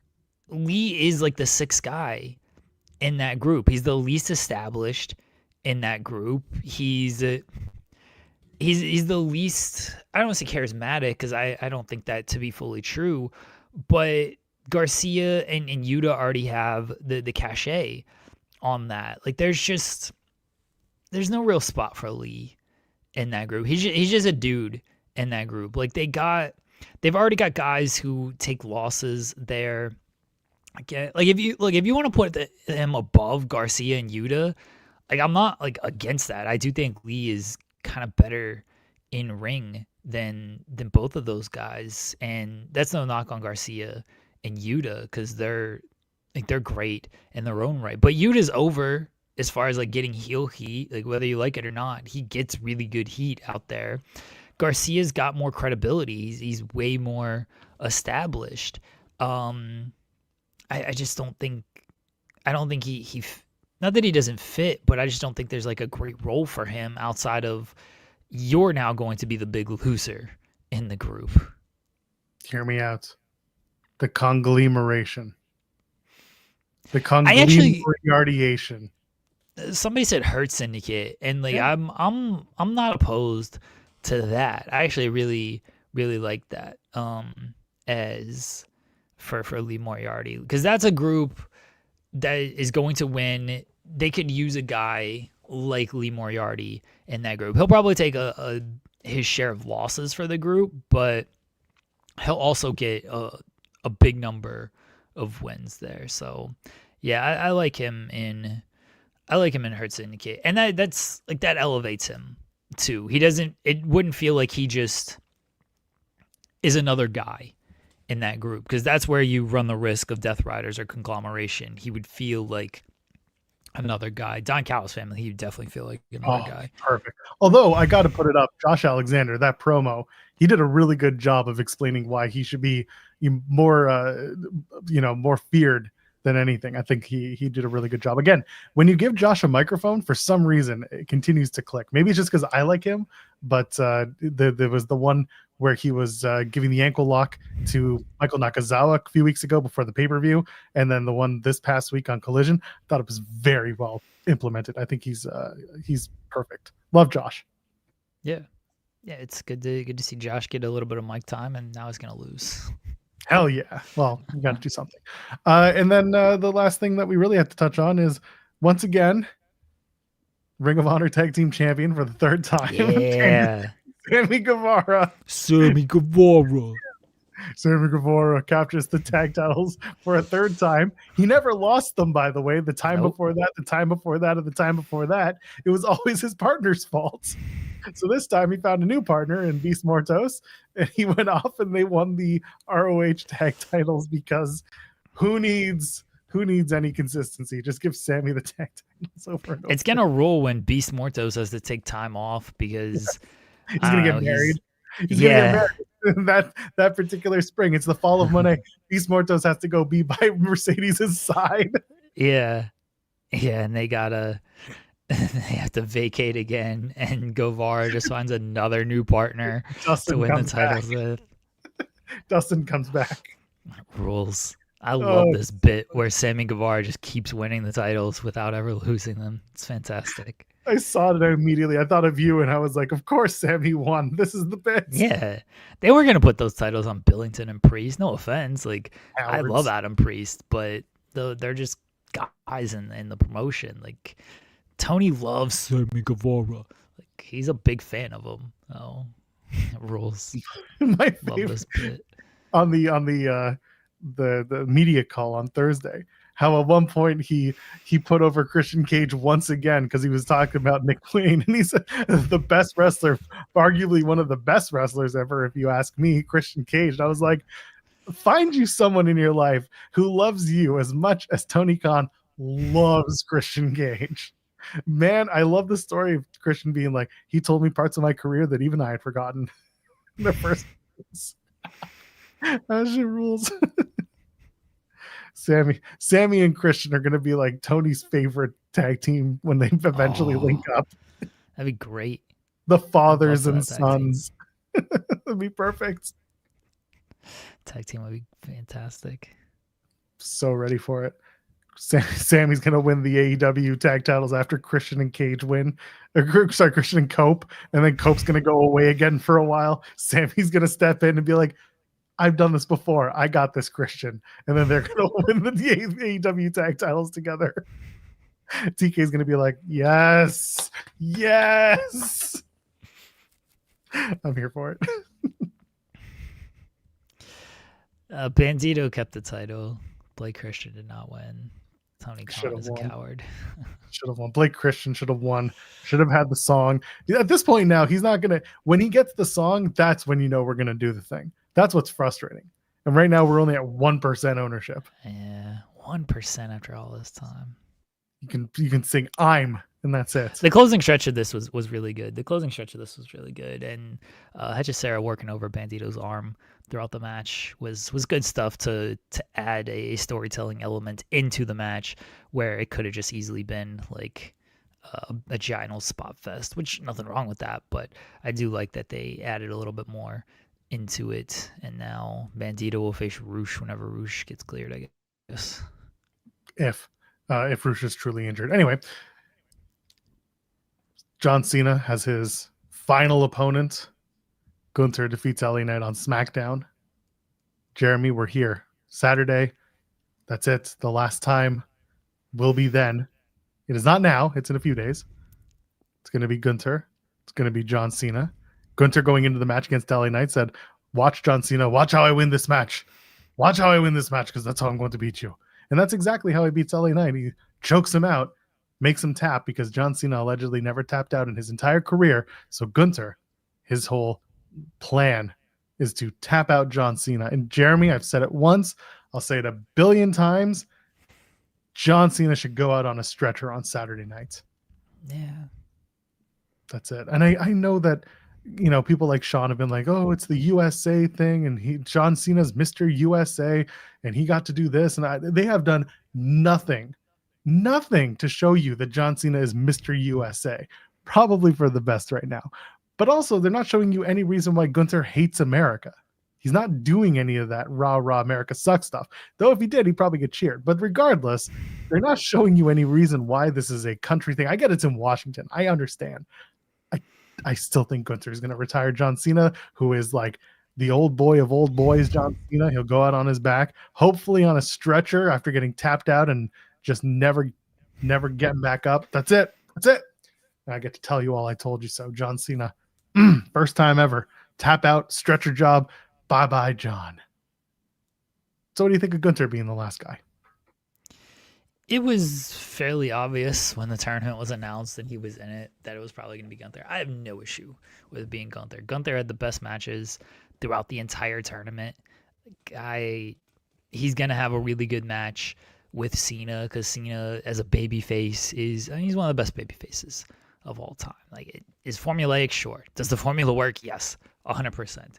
Oh, it's going to be a really strong match. I mean, Gunther got a good match out of Goldberg in Goldberg's last match. And Cena, since the turn back to heel, or turn back to babyface, sorry, he's had nothing but really strong matches. So it's going to be a really good match. I still think Cena should win. I understand that it's about young talent, and like I don't think Gunther.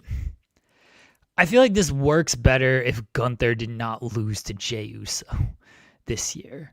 How dare you?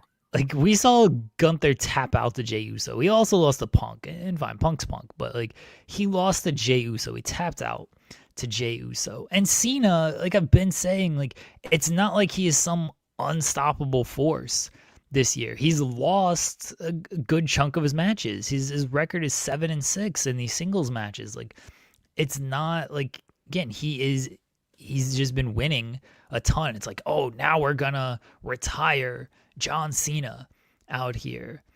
It's like, nah, he literally lost his last match. What does a win against John Cena mean? And I know people, if you're gonna do a stretcher job, if you're gonna do a tap out and like really sell it that, oh man, John Cena's just done for. He's done. Like, that's the way to do it. I don't think just beating him and then he gets up and then he has like, oh, thanks everybody for coming out. out here, and this is the last time you're gonna see me, and blah blah blah. I don't think that really does anything for Gunther, because it didn't do anything for him when he beat Goldberg. It just happened, and then we all moved on. It's like, all right, cool. You beat Goldberg, and Goldberg got up, and then the story coming out of that was he was pissed at how his retirement ceremony. How's that podcast going on, Goldberg? Yeah. Like that's what came out of it. So I don't think it does anything for Gunther just to beat him. If you're gonna do it, yeah, do the stretcher job, do all of that. I still think that Cena should win. Just win his last match. I get it. I also think that John Cena is very old school in that he will. But from the Rinaldi interview, they keep running back these clips, and one of them that he's talking about is how back in the day people weren't giving up spots or opportunities, and it was an old boys club, and it's like John Cena just talking out of his ass, pretending as if wrestling isn't like this. And I'm like, John, stop trying to babyface yourself. You've been much more the perpetrator of this than you're trying to lead on. But regardless, go off, Kang. Anyway, the point is, John would lose in his last match because he's that guy. He is that old school guy. And I don't think that, unlike Goldberg, who needs an ego to be satiated by having like his SNL finale at the end of an episode of SNL, to come out and be like, thanks to mom, thanks to my dad, we had a great night and a great show. Yes, John Cena's done that in the past, but I feel like this John Cena, he knows very much that he can just type some shit out on Twitter, some deep, I'm deep in this is 14 style headline on Twitter account, and he'll reach more people than have watched his match, and that'll be enough for him. For the benefit of the show and the benefit of going off like going out like a soldier, he goes out on his back. He makes quote unquote the next guy, and that's it. And then they fade to black, and what they show afterwards will be people who get their cameras out and they show stuff on socials maybe, but I honestly think that this is just John Cena's going to lose, and it's going to be tight shot on Gunther, and we're out. Maybe people are upset, and maybe they're throwing stuff in the ring, or maybe they're just booing vociferously. As long as they get out with Gunther standing triumphantly over the body of John Cena, or John Cena being stretchered, I don't think you're going to get a John Cena goes and addresses the crowd.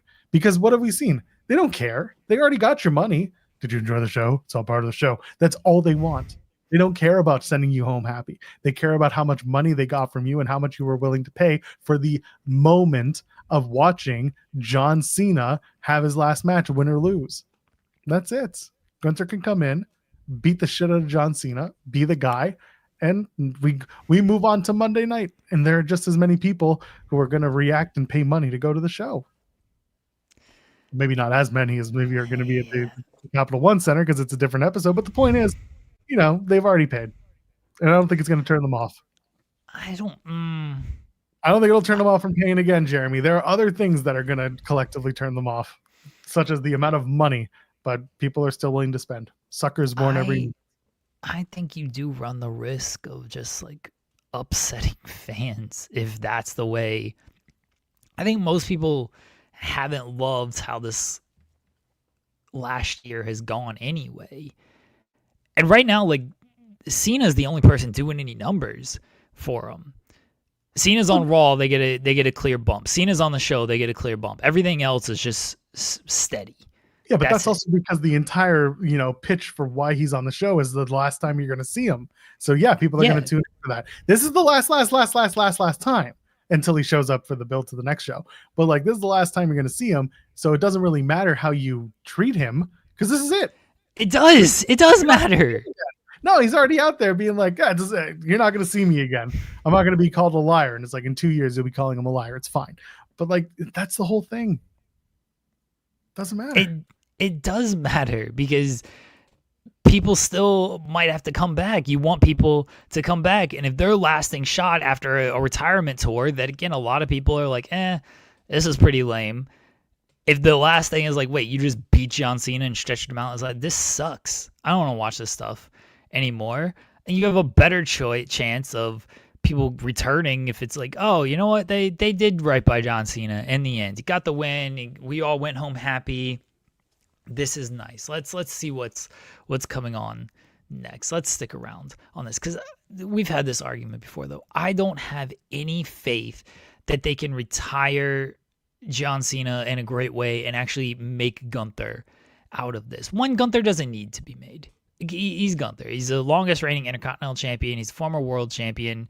Like, he's already there about this. Like, he is. So, okay, he beats John Cena and retires him. If you can do something with that, cool. I don't have faith they can do anything with that. What are they going to do? Just put the world title on him again? Yeah. He's already won the world title. I think in their eyes, this is their Undertaker Brock Lesnar moment for this year. Yeah, that worked, right? It did. It did wonders for Brock. Brock was huge beyond that. He was huge after that.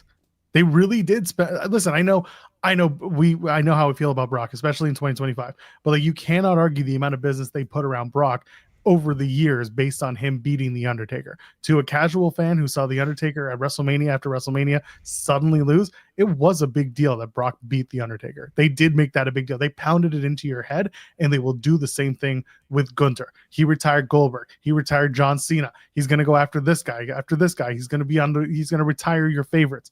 They can definitely do more with Gunther in this position, winning the match.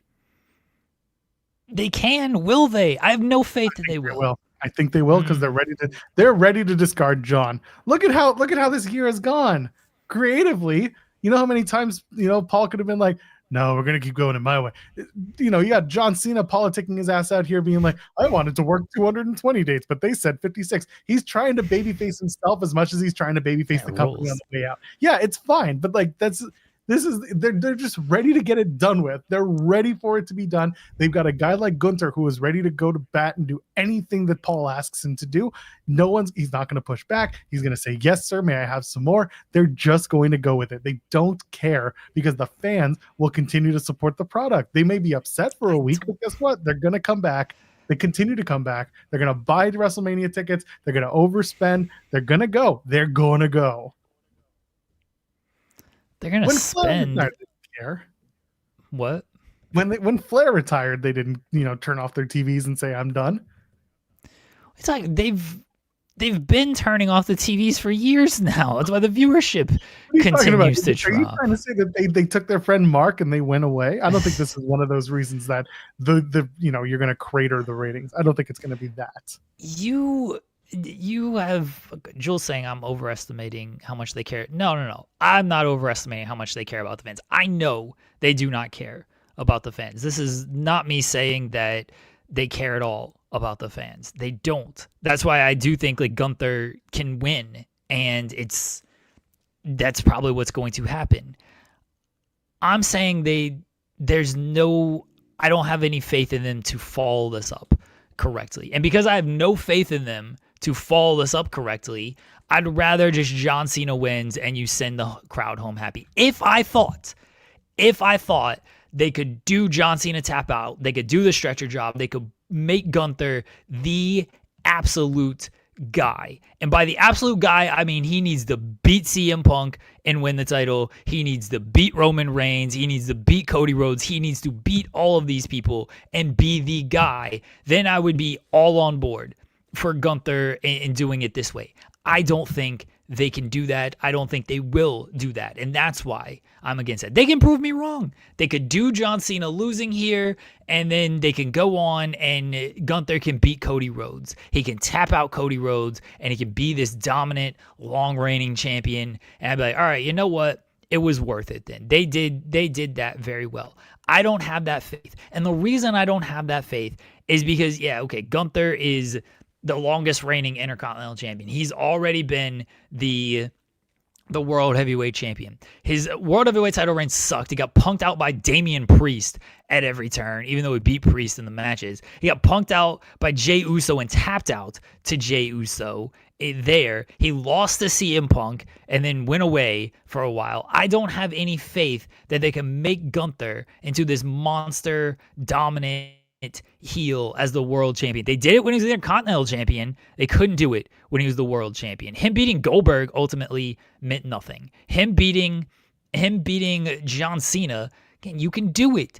There's a good way to do it. but then you have to follow up and make it. Joel apparently has more faith that they're going to make him into Brock in 2014 after defeating the Undertaker's streak. I don't see it quite as an apples to apples comparison because we know John Cena's retiring and John Cena's lost more than like just as much as he's won this year compared to the Undertaker's streak, which is a legitimately shocking moment. I just don't have any faith that they can do that they're going to follow up well with Gunther. That's my issue with all of this. They can prove me wrong. I think after you see the John Cena story play out, you will see him then go after Brock. And that will be there. He beat Brock at WrestleMania, and that's a big deal to them. No, you cannot underestimate what a casual fan it is. That is a big, big moment to someone who just goes to wrestling and doesn't care about what the things that we know and the things we report and the longevity of our knowledge. It doesn't matter, especially when you get to WrestleMania season. Then all bets are off and they don't care. But the idea of Gunther beating John Cena, that's one. And then going to WrestleMania and beating Brock Lesnar, that's two. He's already done Goldberg. There are lots of stories that you can pull and lots of talking points that you can make to Gunther at that point, and you can continue to build him. He's gonna beat John Cena, and then he's gonna like lose to Jimmy Uso in a match. Like, hell yeah, that's what's he's gonna get eliminated by Jimmy. Like I don't disagree with you that like beating Brock at WrestleMania to them is a big deal. I don't care at this point, but yes, to them, that's a big deal. To them, that is like elevating Gunther out of all of this. I don't disagree with you on that.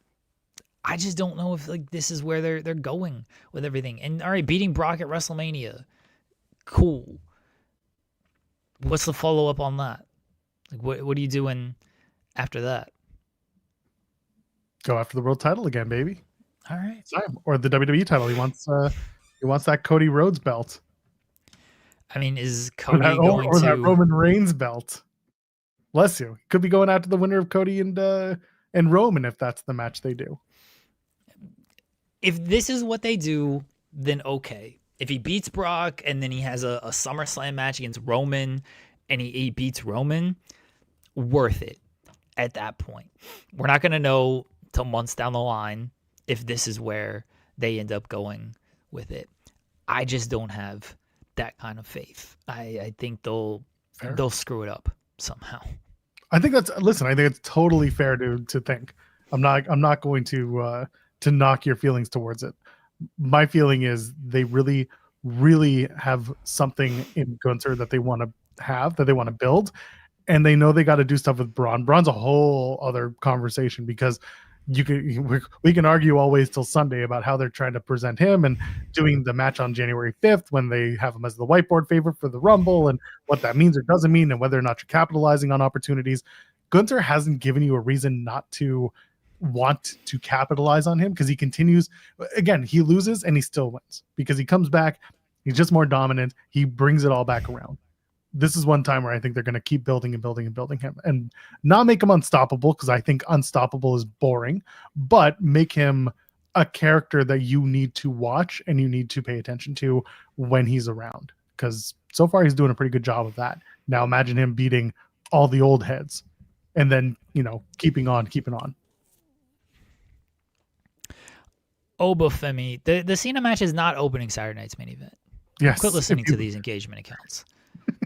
John Cena made a reference on Jimmy Kimmel Live about his match being his last match, and he said that's gonna. He said something about like it's opening up the show plus, but he wasn't saying I'm the first match on. He was saying no. He didn't even say opening up the show. He just said I have my last match, and then you're also going to see. And people took like and then that means you're opening. People are just dumb. And then again, engagement accounts want to frame it stupidly. Right. So the lead is he has his match, but you're also going to watch all these great matches. He's going Obafemi should be Cody Rhodes. I do not disagree with any of this. You want to talk about non-finishes? I think that's the non-finish. Yeah, I think Drew's running. Drew's going to get involved on that. 100%. Yeah. And then it's going to be like Drew and a tag team partner against Oba and Cody on the Christmas shows. Okay. I think you might get into that because now this is the time. Yeah, Drew and Logan versus those two. I could absolutely see that because this is the time of year where it's like, yeah, it's the end of the year. No one gives a shit. So may as well give shine to our NXT champion. And let's hop into Deadline real quick. The NXT championship did change hands. Obafemi is the new NXT champion, beats Ricky Saints. Ricky's upset because now he's a big old loser again. Doesn't get to face his best friend his best friend Cody Rhodes. We just talked about John for way too long, so now my brain's out. And yeah, Oba versus Cody at Saturday night's main event. But what did you make of at least the NXT title match that opened the show for Deadline? I thought it was good. You know, it was. I'm a little disappointed that Ricky lost, but it also makes sense, especially when the end of the show got set up with Javon and Tony D's return. I don't know what else Ricky does in NXT. He's won the North American title. He had a short reign there. He won the NXT championship, short reign there. Like, what else are you gonna do with him? Like, he should probably be on the main roster at this point because I just don't know where else he's going on NXT. Speed title. That sounds terrible. Well, Ricky can work 4 or 5 minute matches, right? He's got to work a bunch of 3s to get the 5, and then that's the way you should do it. Ricky gets all his shit in, brings back the Rochambeau. Here we go. Yeah. Send him to AAA. He can be the Mega Campeon. He can beat Dom Mysterio. Yeah. It was a good match. Oba winning. Like, I'm fine setting up Oba and Cody. That does scream non-finish because I definitely would not be beating Oba. I don't think they want to beat Cody. Although if they're not cowardly, they would just beat Cody and have Oba win.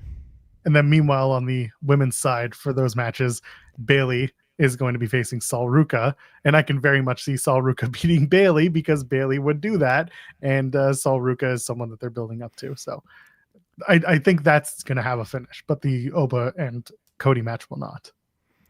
Yeah, you can do a Bayley and Sol Ruca finish. There's no champions you need to protect on that, and I would imagine that Bayley loses, and Bayley probably wants to lose that match. So yeah, I don't have an issue with that match at all. That should be a really fun match too, and the booking's a little bit more straightforward than Oba and Cody, where you got some protections in place.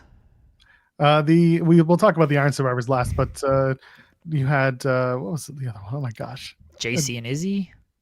Yeah, sorry, Tatum and Izzy. Sorry, Tatum and Izzy.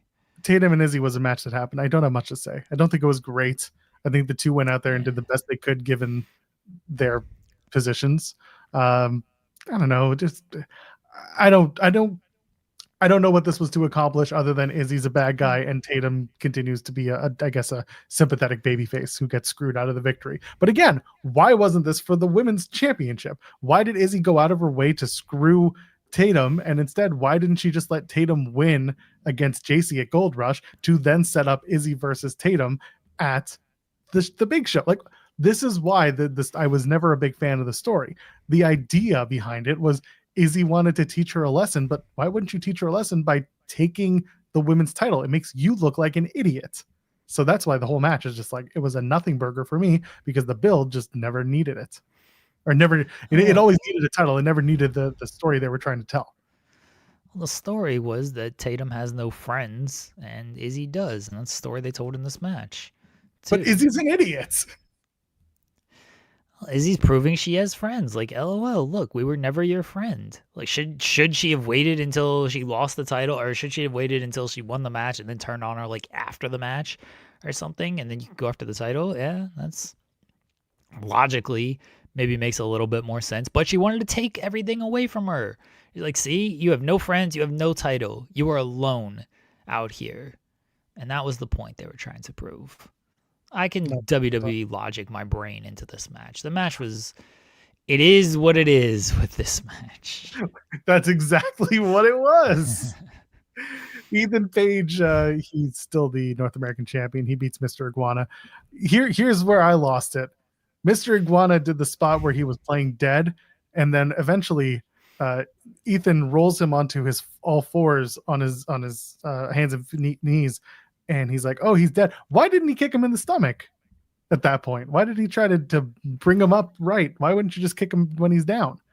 That took me out of it. The match was fun. It was funny. Ethan works a very funny style when he needs to, and Iguana does the almost like the Orange Cassidy thing, where you don't take him seriously until you have to take him seriously. He's that type of wrestler, and Iguana's very over with the crowd, so I can't fault it. A very good match. It was just, Ethan Page winning again, and Mr. Iguana getting over with the crowd. That was it.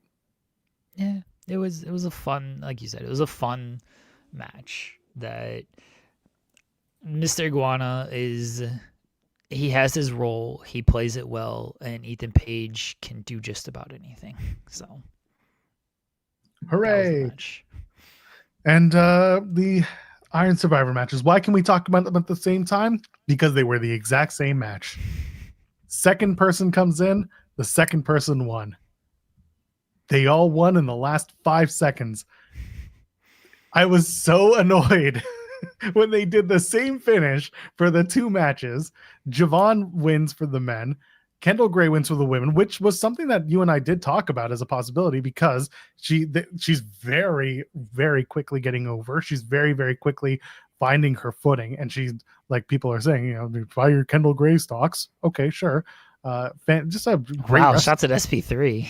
Oh, whatever, man. Everyone's doing the stupid. Did you buy your stocks? Yeah, I'm kidding. Sure. Buy your stocks. Buy her merch while you're at it. Go buy her merch and go support her, whatever you want to do. I don't care. Either way, great wrestler, and she's clearly getting over with the crowd. I think her work with Rent Sinclair has been perfect for this, because they got a character out of her and just a comfort out of her that is definitely worth it. So Javon winning made perfect sense. Going back to the conversation you and I had when what's his face when Obafemi won, we talked about what was kind of what's the word, telegraphing the finish, and it did kind of telegraph the finish in a different way, where you were going right back to Javon and Obafemi, and now this time it feels like Javon might actually get the win, and hopefully that's it, and this is how we send Obafemi off into the Rumble, but after the New Year's Evil match. But yeah, there you go. Kendall's going on to face JC Jane, and Javon Evans going to face Obafemi for the NXT championships. Yeah, the layout for both of those matches were pretty similar, and all right, tied up, somebody gets a last second victory. That's kind of the way they book these matches, though, is you get the really hot conclusion there of who's gonna get it, who's gonna make the comeback and everything. I like the way they did it. Trick was last year or 2 years ago. Like, that was probably the strongest layout they've had, where he just ran wild in the final few minutes, and like he was down big to come back in that one. Kendall Gray winning is cool. I didn't quite expect it, but I'm all for it. I don't think she's gonna beat JC Jane. Tuesday night she's clearly, SP3 was on it from the very beginning. Like, she's really, really good, and she continues to just stand out in every way. And Javon winning, it makes some sense with Oba. Do you do a short title reign with Oba? Like, Javon beating Oba always seemed like the end game, but then they did the Ricky interlude there, and Oba hasn't had it long enough to, at least by the time the title defense comes, he wouldn't have had it long enough to like reestablish being the champion. So I don't know. Like, it's still a big deal to beat Oba, but I don't know if it's going to be as big of a deal as it would have been had he just been the champion this entire time. But Oba should probably be on the main roster. And Javon, I mean, he's been doing a lot of main roster stuff, but you can have him hold that championship for a little while before you're like fully ready to commit to him to the main roster. Because I don't know what else Obafemi does in the meantime in NXT. Like, he's already done the dominant champion thing. Well, he's gonna keep being a dominant champion. He needs to be on the main roster. And it does feel like the match against Cody is almost a testing point for him of, all right, let's see what the reaction is. Let's see how he does against someone like Cody. The return of Tony D'Angelo is Tony. Boxcar Tony. is something, because like that's the dude who before Ricky uh beat Obafemi. Like that's who beat him for the North American title. So you know, him being in this picture here, like, oh, now you got the guy who everyone thought was going to beat Oba, and you got the guy who previously dethroned Oba going pretty much for the title here. So it could do a triple threat match at some point. It does feel like Javon's going to win, and they're going to do Tony and Javon, which, okay. Why is Tony D'Angelo like a bad guy now? Wasn't he a good guy? You know, when he got, He was always like, a mob guy. yeah, but he was more or less a good guy off of the whole family breakup. Like he was the guy who was viewed as like in the right, and now he's just, I don't think they know what to do with Tony D'Angelo. Like he's not gonna be main roster guy. There's not a whole lot for him to do in NXT at this point. Like the gimmick has the life that it has, but they're also like almost afraid to commit to, at least now that they've broken everything up. Like they don't want to just continue to do the mob gimmick, even though like the mob kind of always sticks around. Like it's not like the mob has gone anywhere over decades, so you can continue to do stories with the mobs. It's just I don't think they know what to really do with him, but they like him. He does good work. He gets a reaction, and so they got to keep using him. Well, I don't have to keep. They just no. I don't know if this is a new character, other than like he got a bigger, fuller beard and a new we'll jacket. see. Yeah, we'll see if it's a new character. He'll do his promo on Tuesday, I imagine, and I hope he just starts speaking without the accent. Like he just comes like it's like that episode of The Simpsons where they get Michael Jackson, but it's the guy from the institution, the mental institution, and it's the big guy who like talks like Michael, and they all think they got him fooled. It's Michael, and then he's like, "No, my name's Leon Kompowski." I hope they do that. Where Tony's just like, "Yeah, my name is Tony D'Angelo, but I'm not a mobster. I'm actually just a guy from Queens, and like you should probably know that I'm actually homeless too. I'm a homeless vet, and I work down by the docks, and I had enough run-ins with the mob that now I know." And like it just completely just fucks it up, and that's it.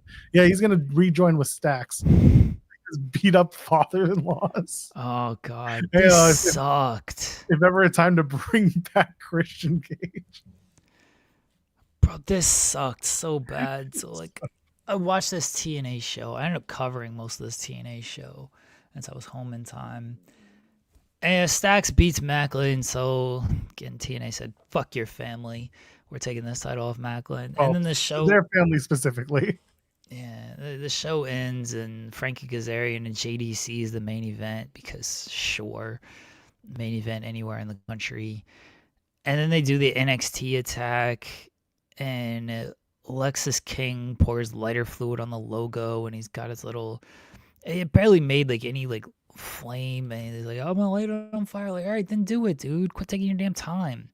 And then here comes the TNA people, and then Santino gets punched out by Stacks. It's like, oh, your show closing angle.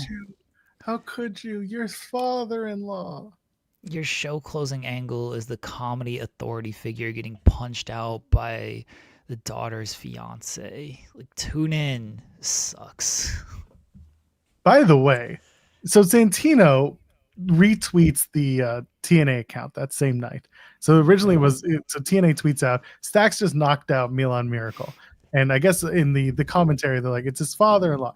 And then Santino tweets out, for the record, they're not married. They are engaged, ... for now. Like, as if he has any say as to who his daughter gets to marry in the end. I mean, like, come on. Unless you're trying to say you're going to kill him, at which point we're opening up the can of worms that I hate opening up, and we'll have a bigger problem on our hands. But like, it was just such a stupid tweet. I don't think it's like. I think you're being harsh on the Santino here because fuck Santino. He's awful. Get rid of him. Because he tweeted that, and this was before, spoiler alert, Ariana Grace does turn against her father and aligns with Stacks. Shocked. But that could imply that like he's gonna talk to his daughter and he's gonna tell her that hey, this is a bad dude, or she's gonna be like, "You just punched my father. I can no longer marry you." Like, it doesn't imply death or that like he could stop the wedding. I mean, theoretically as well. So that was fine. Of all the They things to better be get mad married. about, this tweet was not it. They better get married at Genesis. I mean, they might do a wedding and then That should Santino be can it. interrupt that. But this just, and here's another spoiler for everybody. Santino competes in this cage match. Like, Yes. is this really what we need? The authority figure competing in this The TNA comedy NXT cage authority. match. You know why? I just realized, you know why I said nice things about TNA on Thursday, by the way?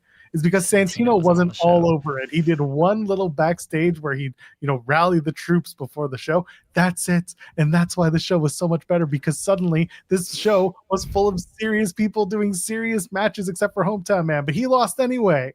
So, like, who could possibly give a fuck? Get rid of this. Eh, Get rid of Santino, please. I understand what you're doing, but like, you're paying him way too much for way too little. It's over. Yeah, TNA got a real cage this time, so we got that. It's, you know what? It's not even a real cage. It's we called up Connecticut and asked to borrow the old one, because that's well, exactly what it is. whatever gets the job done, brother. You know, Sure. it's a shame that they don't have the old cage. I much prefer it. That's what they have for this run, so have fun on that episode. Anyway, Deadline. What else? We were into something else. Deadline? No, we weren't. We No, because we talked about Tony D coming back and what that means, but yeah. I think we're good. Is there anything else from that show? Oh yeah, Shiloh Hill's going to compete on Tuesday. He's probably going to eat some game Hell meat, yeah. GAME, game meat. Sarah Logan, shout out, and win a match against, I don't know, someone. I don't know. Who could he beat? Oh my God, who's the guy? Come on, loses all the time. Dante Chen. He's probably going to beat Dante Chen. Okay. Does Dante Yeah, Chen still sure. work for the company? I don't know actually. I think so. I think he does I too. don't think he got Dante released. Chen, Maybe he WWE. I did. don't think he does so either. That would suck. No, he's still there. I think he's just working Evolve. SB3 would be able to tell you. Yeah, he's gonna face Jasper Troy in a speed match. I don't think he's gonna face Jasper Troy. Oh, okay. Well, there you go. Yeah, 4 years ago, 4 days ago, he posted a cold winter Chen NXT hashtag CHE NXT because Dante Chen XT. Okay. Yeah, Dante Chen should eat that loss. Yeah. Cyclops is better than Wolverine. Asking, is Dion Lennox going to get a legit push? I hope so. I mean, they tried to do something with him and Oba coming out of the event. They did a little face to face, but if Oba's going to drop that title and be gone, then he's a tag champion. Dude, what do you mean get a legit push? He's in Dark State as the most pushed group in the entire NXT. The stocks are all the way up, baby. It's true. Dion Lennox is doing great. He's on top of the world. Thoughts on the NWA news? They Like from exist 6 months still? ago? They're still there. They were really excited that one of their women was part of Lodestone. Yeah, well, good on them for promoting that. Honestly, I don't have an issue with that. I'm not saying it was bad. Is there? I highly doubt there was actual NWA news. They're doing a TV taping this Saturday. You can go for $15.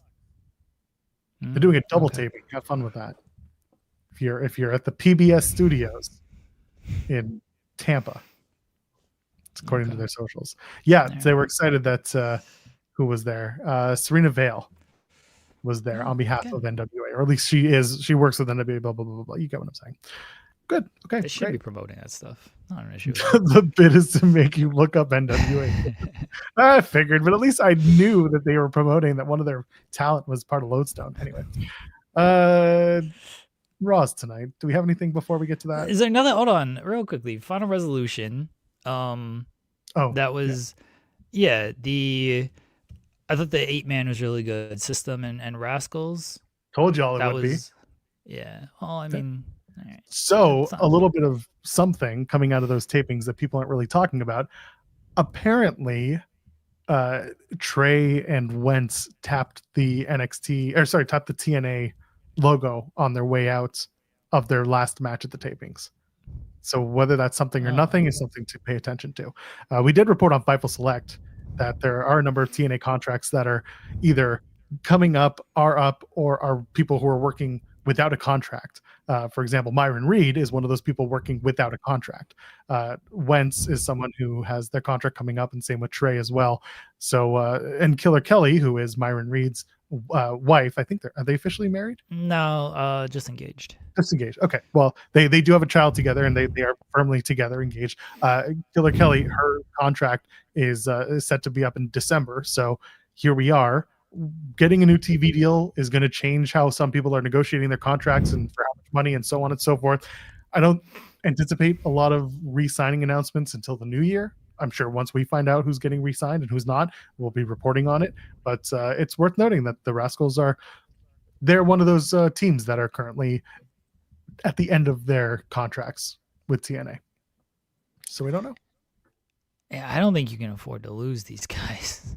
I agree, but I also they're not going back to WWE.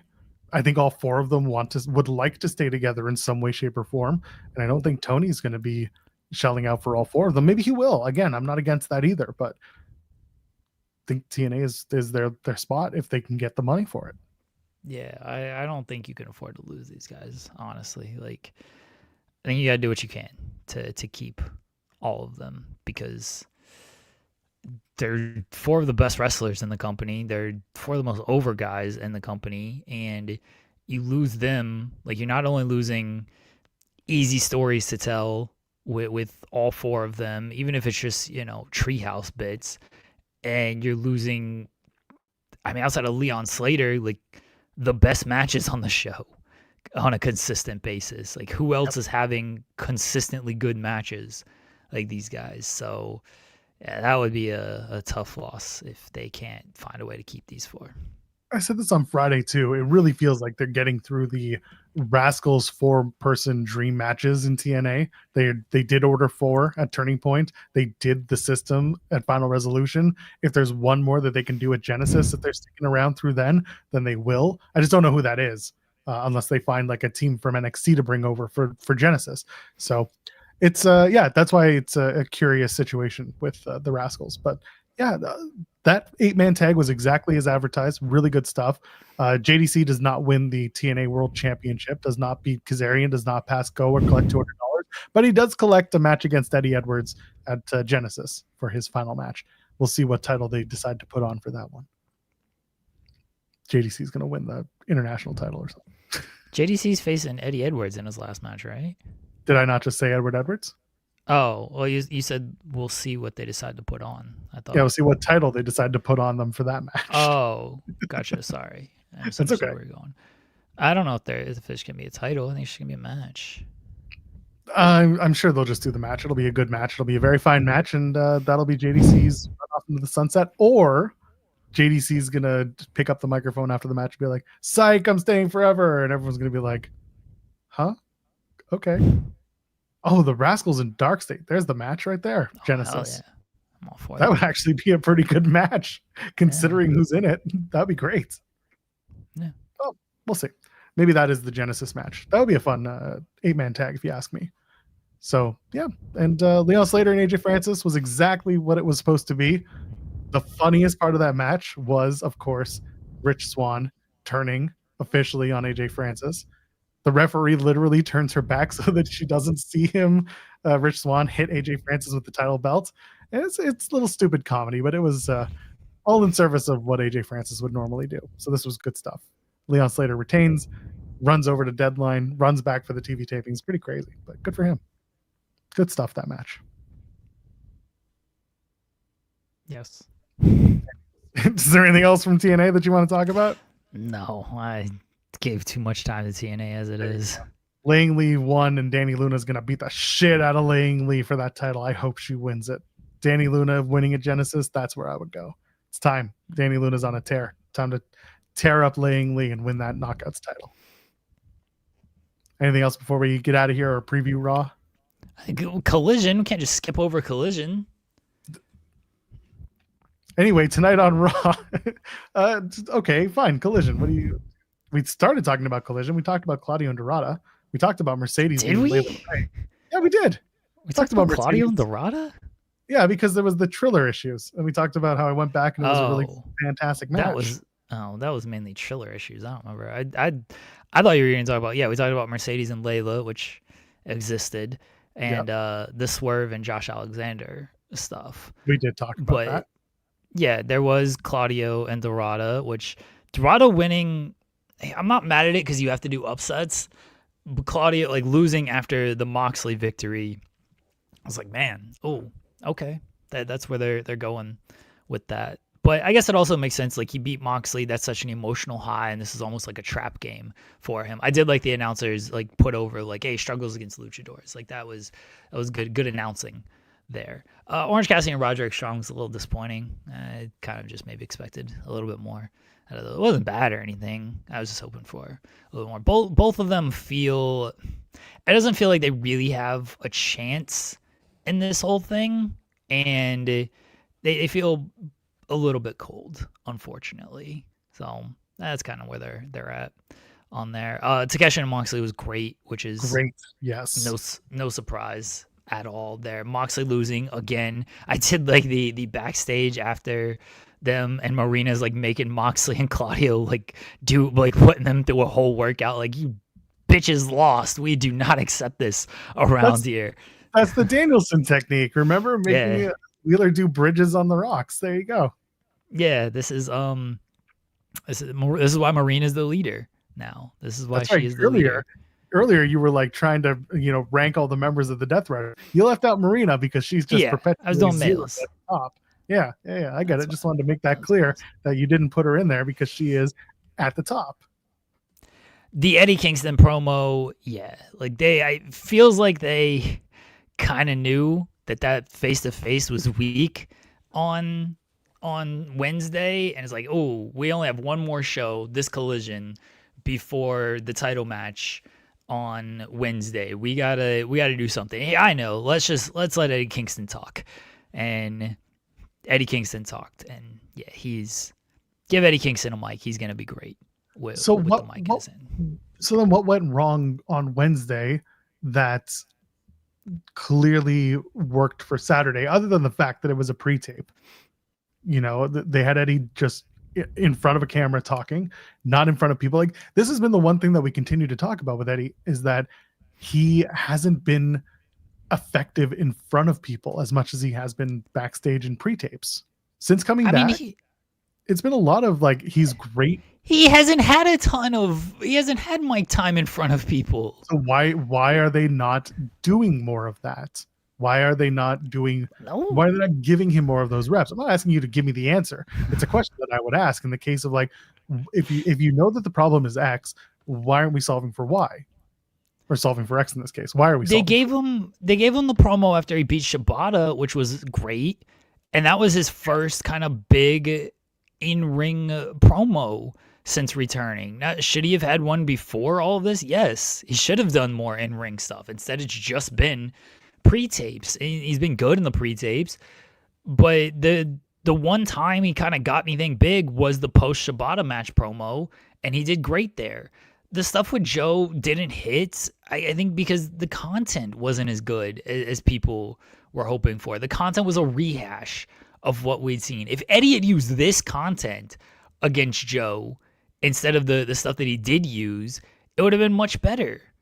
And again, Joe's content wasn't good because Joe's content was just, here's what Bryan Danielson and CM Punk said about you, except it makes even less sense now.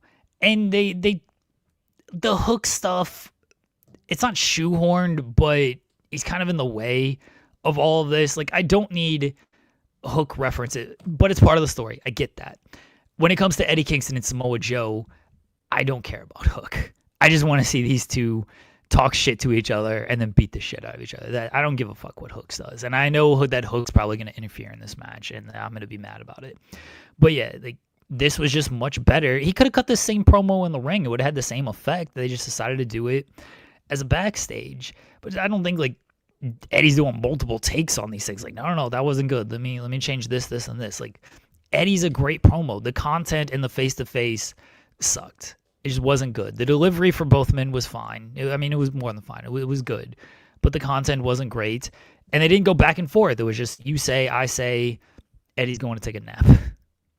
That's why I'm a little like, I don't know what happened, because it became the whole like, I'm gonna go take a nap. It felt like maybe he just blew off the I don't want to say the integrity, but like the importance of the match, or the importance of the face-to-face, by being like, I'm gonna say what I'm gonna say, I'm gonna go take a nap. And like, did he maybe torpedo the segment by doing something like that?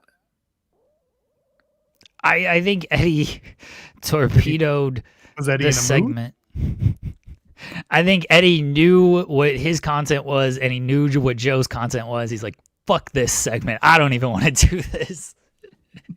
Y'all better give me some better shit if you want me to sell the believability and the gravity of all of this.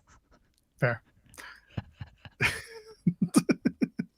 I'm gonna go take a nap. Like, all right, go ahead. Good for you. Listen, I got great engagement out of that tweet, so I can't be upset. Yeah, it's fine. It was what it is. And what do you think of Nana's not so new dance to Swerve's theme? He basically recycled the old one and just found new parts to do the beats to.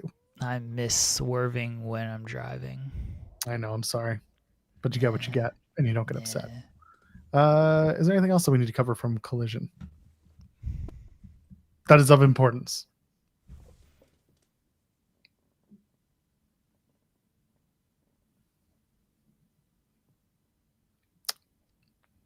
Ricochet?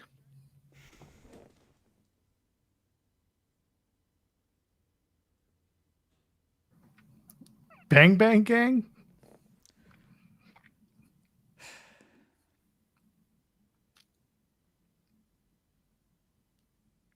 Do I really Darby have to say? Allin? Do you really, Joel? What is happening in the C2, baby? What are we doing? We are jacking off all over the place in the C2. Darby Allin out. Best wishes. Hope you get better, Darby. But we have a great replacement. We have a replacement that is going to take us to the top of the climax with everything. We have the best. We are growing with this replacement. We're not showing, we're showing, and we are growing. We are reaching the peak of climaxation in the C2 because we are jacking off. Jack-offs, rise up and ejaculate because our guy, Jack Perry, is in the C2.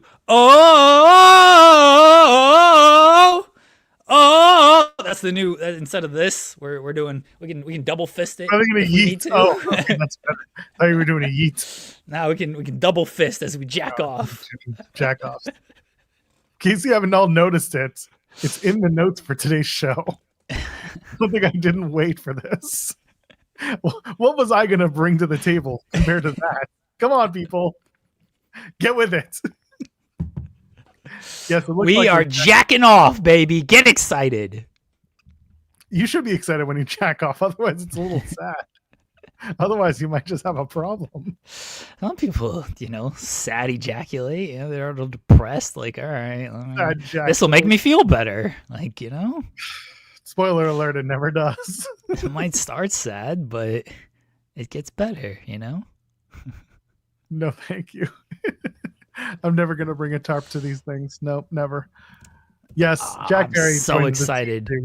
I want Jack Perry I want Jack Perry to cut a promo where he's like, fuck Darby Allin. He lost his first match and put me down 3 points. I could have won that match. I could have beat the Knight. I could have beat Kevin Knight. What is this horse? The Knight.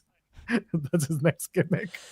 Either way, that's what Jack Perry should be. He should come in like a house of fire and be like, oh, I got screwed out of this, taking this guy's spot. I should get another match. Give me a do-over, Tony. Tony, don't make me take a microphone to your gut again. Jack Perry joining the field is a good replacement. Yes, we hope Darby gets better. I don't think it's a big injury taking him out. I think it was more like we should probably think better of you, Darby. Maybe. I mean, it's still tough. Go be with your family, climb another mountain. You'll be fine. He'll be fine. Anyway, yes, we're back. Jack Perry is going to show out in this tournament, and people are going to be like, oh, man, Jack Perry's good. But, yeah, you guys You guys weren't under the covers jacking off with all of us when it was dark times out here. Now that it's in the light, you guys want to jack off all the time, but you weren't in the dark shooting in the gym with the jacking off. You weren't ejaculating in the gym like the rest of us. In the Weeds crew knows what's up. Don't jack off in public. Yeah, don't do that. That's not. Please don't. Anyway, put that disclaimer out there. Yes, probably for the best. Someone was asking if they have any C2 matches announced. They don't for this Wednesday. Nothing announced in C2.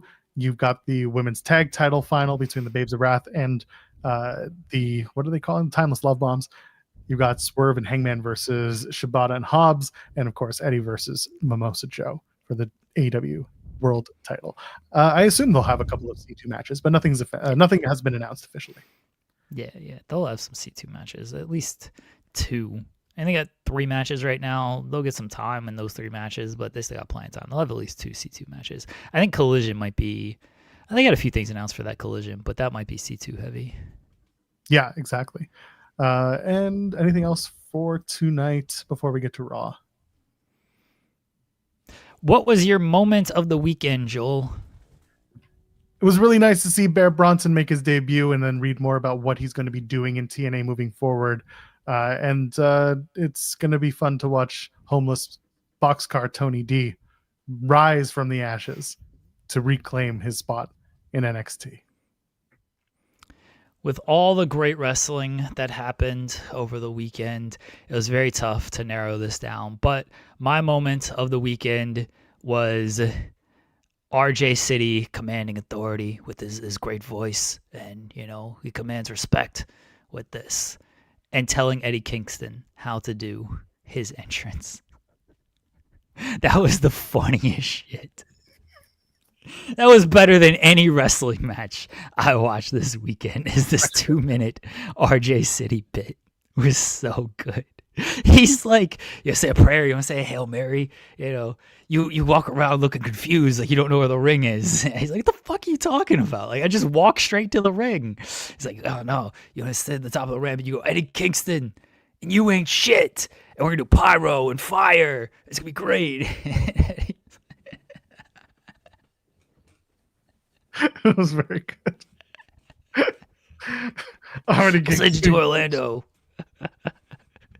Get a couple reps, a couple weeks. Eddie was perfect for this. Oh my god. That whole episode, go back and watch it. Yes. Yeah. My god. It was so the whole episode is great. I'm sad that AEW is no longer with us, but the that specific bit was legitimately the funniest thing I've seen in wrestling in forever. Like, it was so good. Yeah. Oh, all right. Raw's tonight from Kansas City, the other T-Mobile Center, not the T-Mobile Arena. Netflix. Gunther was going to appear and talk about all the ways he's going to make John Cena tap out, pass out, and send him home on a stretcher. Stephanie Vaquera is going to appear and she's going to be like, who's going to face me next? And Nikki Bella is going to be like, right here, bitch. And then Roxanne Perez versus Lyra Valkyria. You think I'm wrong, but I'm right. The World Tag Team titles are on the line. AJ Lee take on the War Raiders, and Finn Balor takes on Rey Mysterio in a battle of who wears the funnier pants.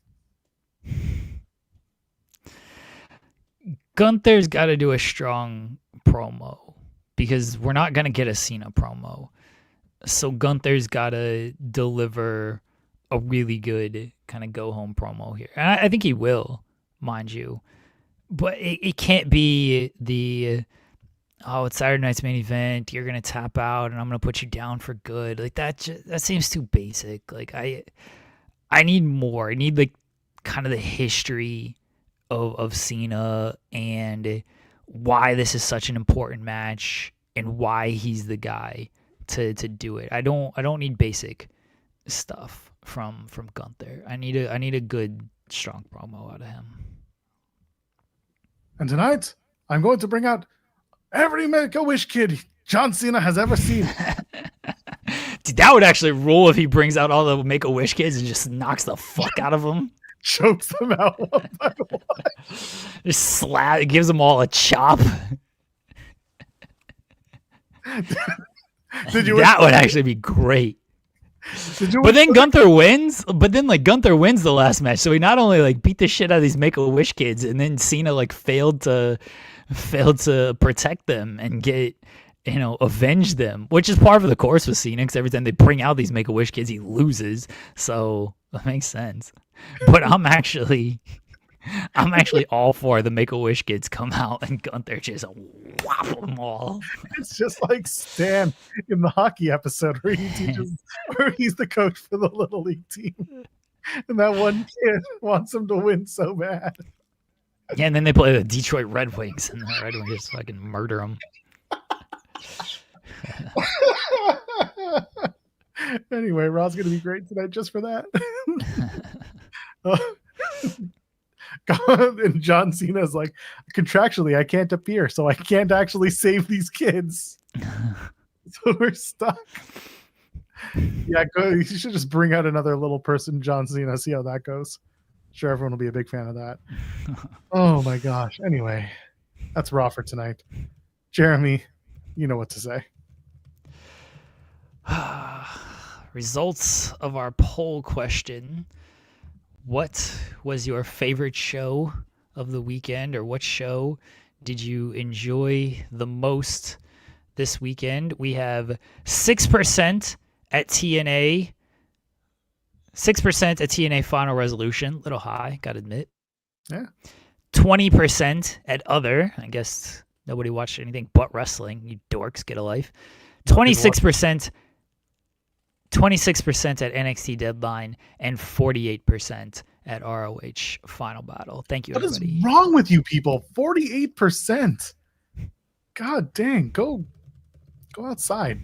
I guess it was nighttime, so maybe you didn't want to go outside because it's cold. But all right, fine. Yeah.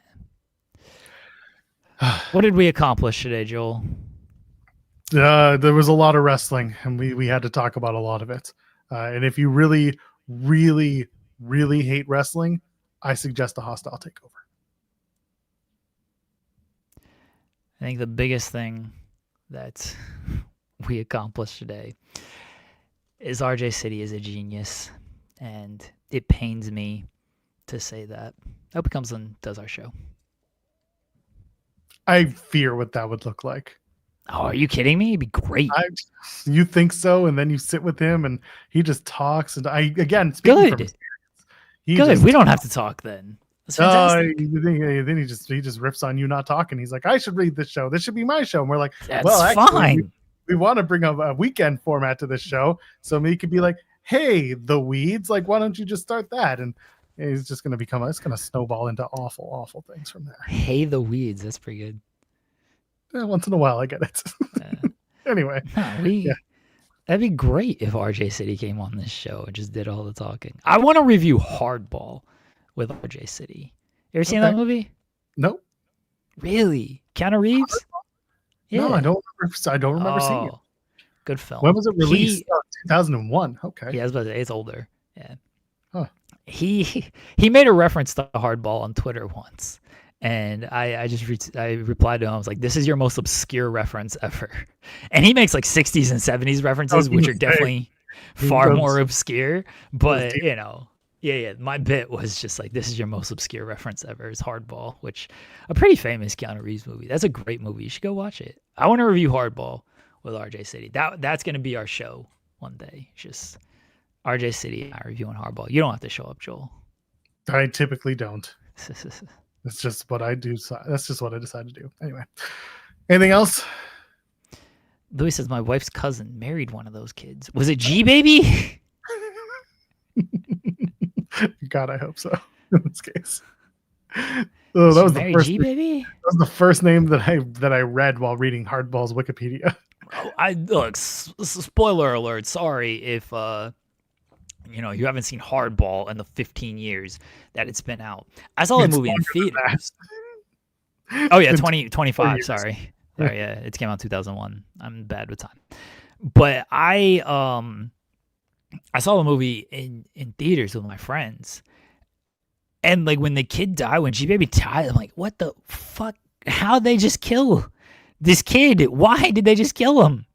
I was so sad, so sad. Oh man, that's a sad movie. That's a good movie. That's a sad movie. There you go. SB3 says he'll review it with you. Yeah, SB3 knows what's up. Of course, he watches everything and everything. I don't have time for this shit. We're gonna watch. We're gonna review Hardball with RJ City. It's gonna be so funny and so awkward, as is the RJ City. Good. I know. That's right. Good. All right. Anything else? I don't think so. Back tomorrow, 10 a.m. Eastern. Plenty to do. Jeremy and SB3 will catch you up on Raw, and I'm sure SB3 will give his thoughts on all the stuff we talked about. Give you more. Yeah, it's fine. I'm not going to be listening, so I don't give a shit. Oh no, what am I going to do? Pay attention to the show I don't do on Tuesdays and Thursdays? Have fun. You watch us. Don't lie. I really don't. I pop in. You're in the chats. Sometimes. Sometimes, but I'm not frequently. Like last week, I was not around for your shows, except for Tuesday because of the TNA deal. Then I left and I was like, I ain't coming back. And I didn't. I didn't.